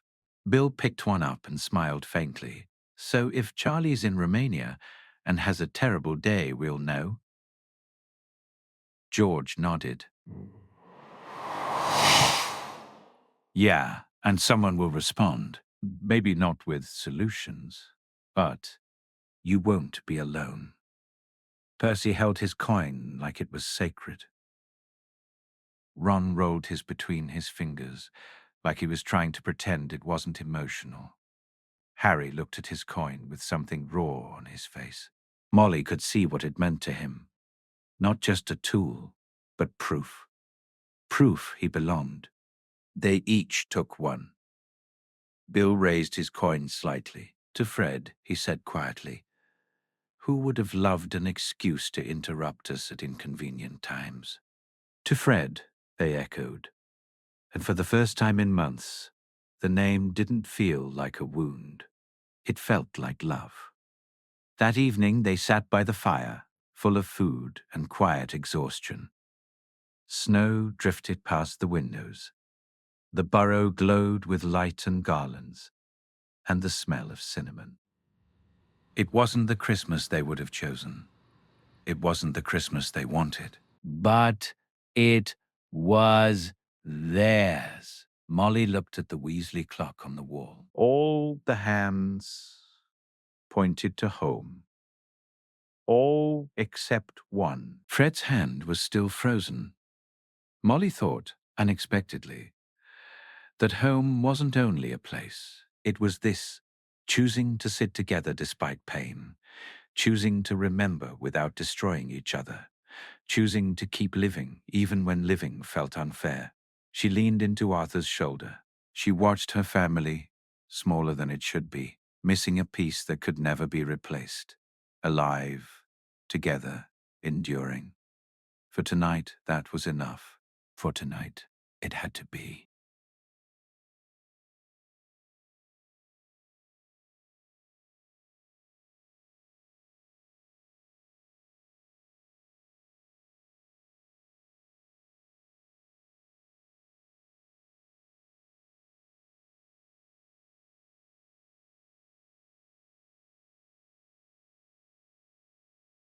Spring arrived the way it always did, like the world had forgotten how to stay still.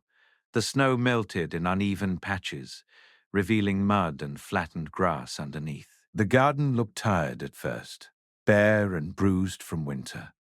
Then, slowly, stubbornly, green pushed through. Crocuses appeared by the kitchen steps. Daffodils leaned toward the thin sunlight. The apple trees in the orchard began to bud. Molly stood at the kitchen window one morning with a mug of tea she wasn't really drinking, and watched the first flowers with a strange ache in her chest. Spring always came. It didn't care who had died. It didn't pause for grief. It turned the earth and warmed the air and demanded growth. It had been nearly a year. The thought arrived quietly, not as a scream, but as a flat fact that still felt impossible. A year since the Battle of Hogwarts. 12 months of learning how to breathe around the absence. 12 months of waking up and remembering. Over and over, and still continuing anyway. They had survived it. Survival looked different than Molly had once imagined. She'd imagined grief as something you endured and then left behind. But grief didn't leave. It didn't pack a trunk and go. It settled into the house like smoke, clinging to the walls and softening only when you made space for it. when you stopped fighting the truth and started building around it. The Burrow was quieter now, but it wasn't silent. It couldn't be. Not after Christmas. Not after they'd chosen to speak Fred's name again. Bill and Fleur came often, bringing Victoire, who was walking now and full of loud opinions.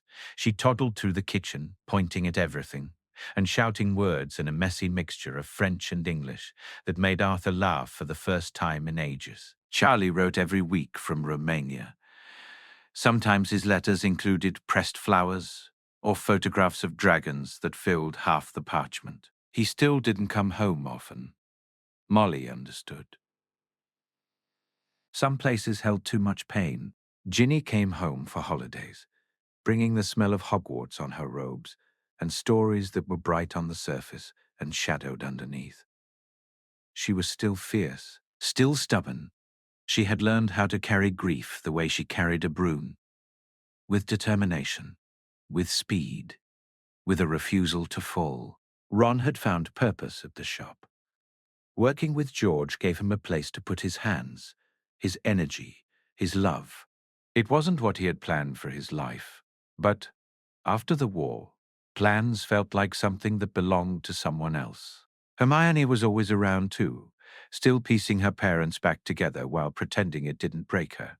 She studied like studying could control the world. Harry hovered on the edge of the family like he always had, half a step away from claiming the warmth, half a step away from believing he deserved it. And George had found something like balance. Not happiness, not peace, but balance. He had hard days.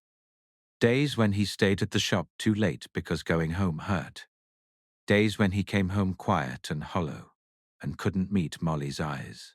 Days when he woke up and the first thought in his mind was still, Fred is dead, and the weight of it made it difficult to breathe.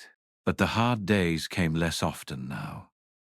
The shop was thriving. People flooded in, hungry for jokes and color and ridiculous magic. After months of terror, the memorial wall George and Percy had built had become something special. Customers left memories and notes and tiny objects, and the enchanted canvas shimmered with laughter captured like light. Sometimes George stood there for hours, reading what strangers wrote about his brother, witnessing the shape Fred had left in the world. Percy helped with the business more than anyone would have predicted. He worked at the ministry during the day, then spent evenings doing accounts and mail order lists and stock reports. He didn't ask for forgiveness. He showed up. Again and again. It was his way. Molly watched all of it and felt something she had thought impossible in the first months after the battle, the faintest sense that the future existed. Then, on a Monday, the invitation arrived. A school owl tapped at the kitchen window with a seriousness that made Molly's stomach twist.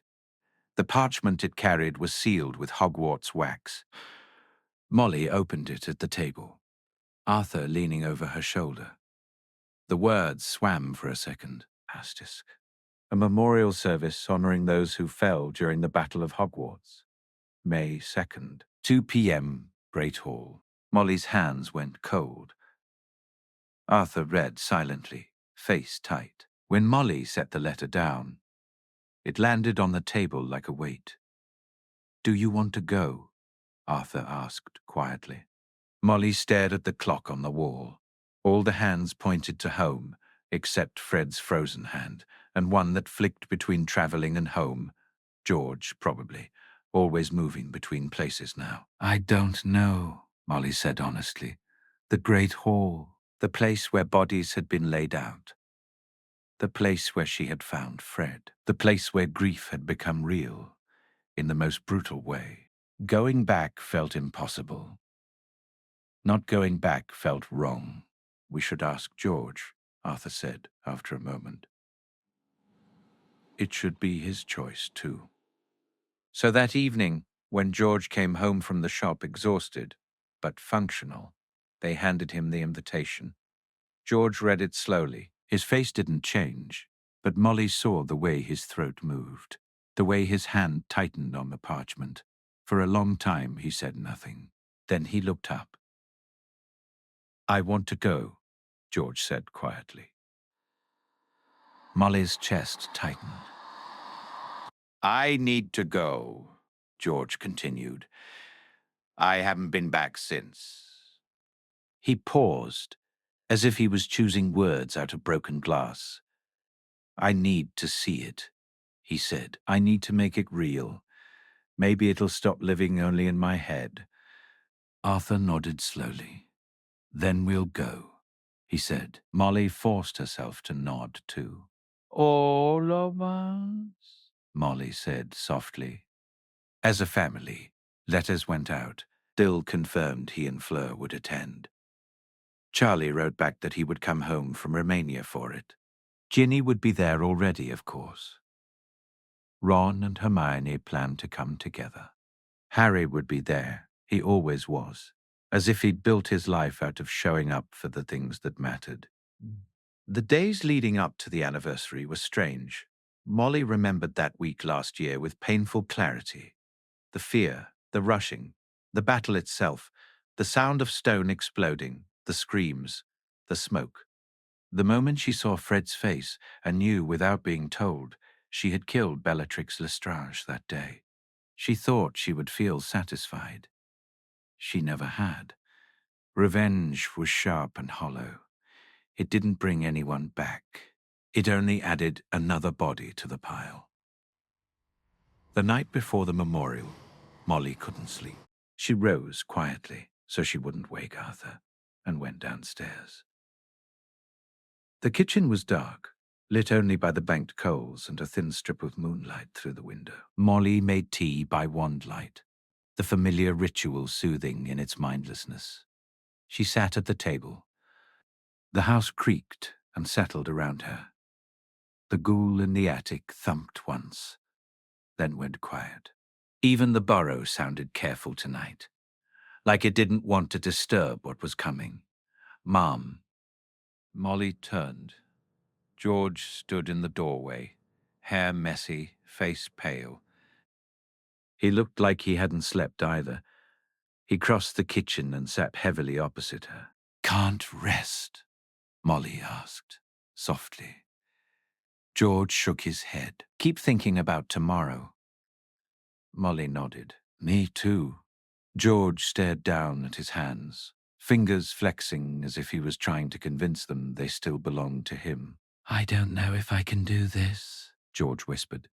"You don't have to," Molly said immediately. "We can stay home." George shook his head again, sharper. "I judge me." Molly swallowed. George's voice cracked. "He died there. Fred died in that corridor, and I haven't been back. I haven't faced it." "You've been surviving," Molly said. George gave a humorless laugh. "Same thing." Molly stood and made him a real cup of tea, because mothering was automatic, because she couldn't fix anything but she could hand him warmth. George took a sip, grimaced. "Too hot." "You always said that," Molly murmured. George looked up sharply. Molly felt her own breath hitch. She hadn't meant to say it. She hadn't meant to compare. But sometimes Fred slipped into every sentence. George's eyes went wet.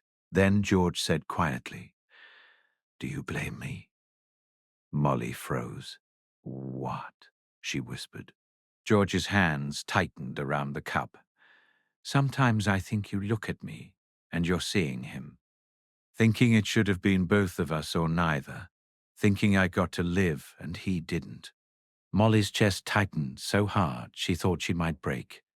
She put her cup down because her hands were shaking. "I see you," Molly said, voice fierce. "You, George, not Fred. You are not a replacement. You are not a reminder. You are my son." George's face crumpled. "I love you," Molly continued, words tumbling out. raw, and honest. I'm grateful every single day that you're alive. And I'm devastated Fred isn't. Both things are true. Loving you isn't betraying him. George's sob came out sharp, like it ripped him open. I miss him, George whispered. Every day, every hour. The shop is full of him. I can't escape him, and I don't want to. But it's hard being the one who's left. Being half of something that was only ever meant to be whole. Molly moved around the table and pulled him into her arms. George resisted for a second, then collapsed, sobbing in great, wrenching gasps that shook his whole body. Molly held him tightly and rocked him as if she could keep him safe by force of will. They stayed like that until his tears slowed and the tea went cold and the sky outside began to lighten with dawn. Eventually, George pulled back, wiping his eyes with his sleeve like he hated that anyone had seen him fall apart. Sorry, George muttered. That was necessary, Molly said firmly. George nodded, tired. He stood and paused in the doorway. Mom, he said quietly. Yes, thank you, George whispered, for not giving up. Molly swallowed the lump in her throat. I'm your mother, she said simply. Giving up isn't an option. George gave a small, sad smile and went upstairs to try to sleep for an hour. Molly sat alone in the kitchen until Arthur came down, and they didn't speak much, because what was there to say?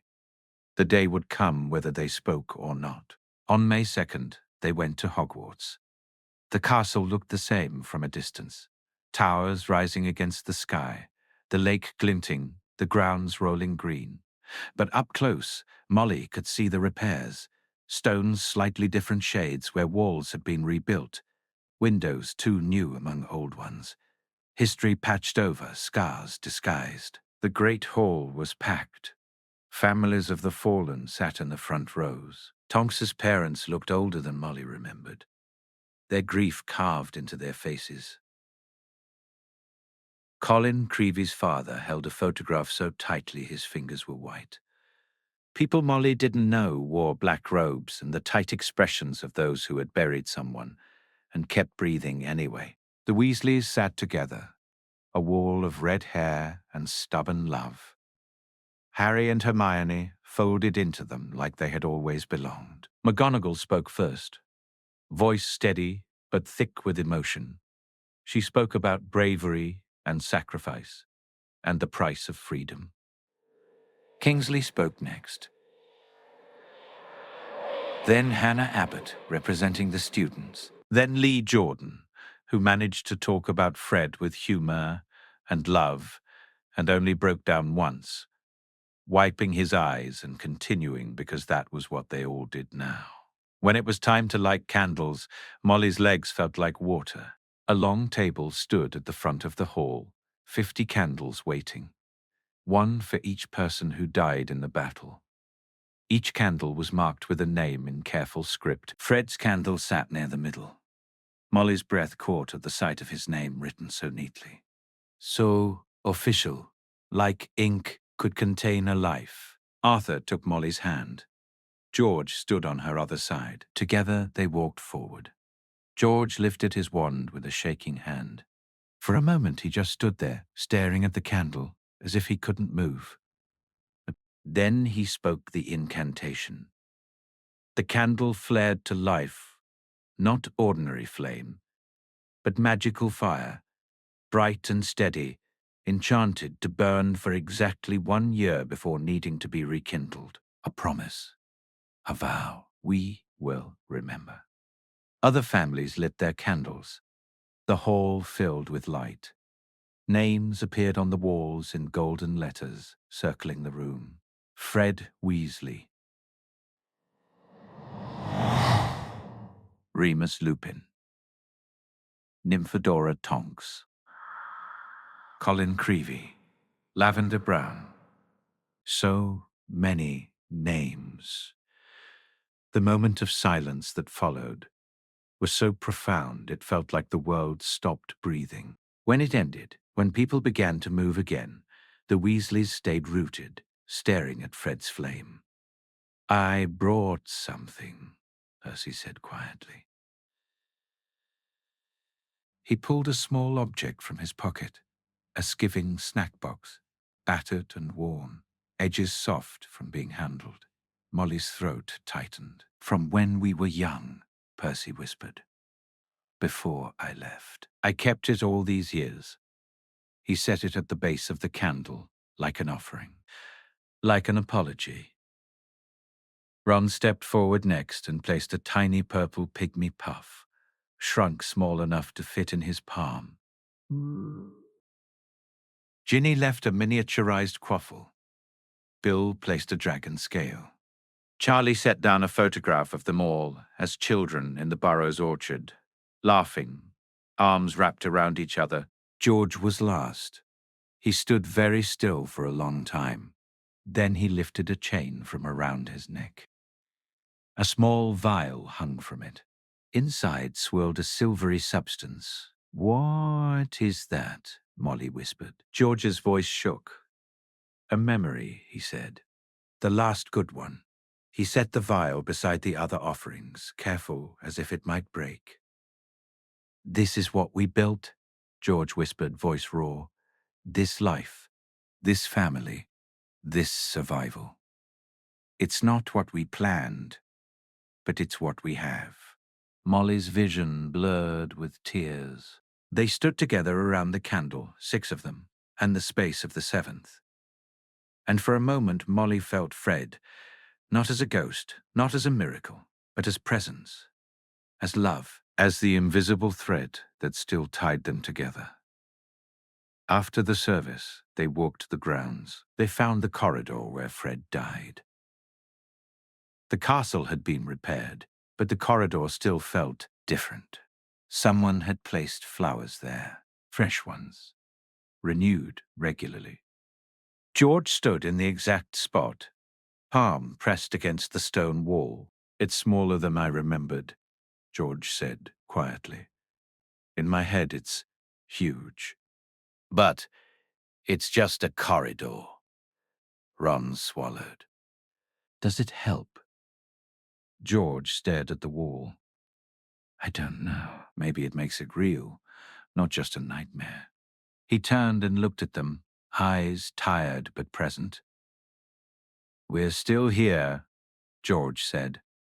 "That has to mean something." "It means we keep living," Ginny said fiercely. "Especially when it's hard," Hermione added softly. They stood there together, not healed, not whole, but still breathing. That evening they returned to the Burrow with Charlie, staying for a week, and Bill and Fleur lingering longer than usual. The garden was bursting into bloom, Molly's months of work paying off in bright color. The table was crowded again. The kitchen was loud.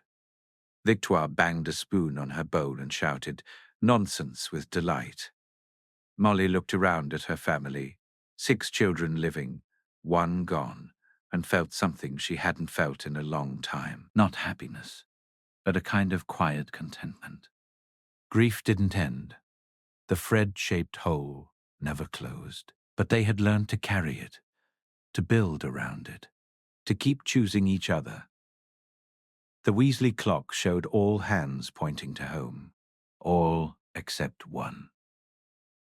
Fred's hand was still, but Molly thought, with a steadiness that surprised her, that he was home anyway.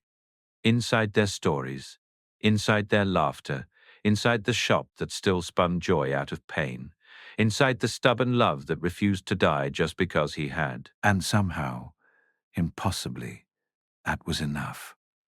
For now.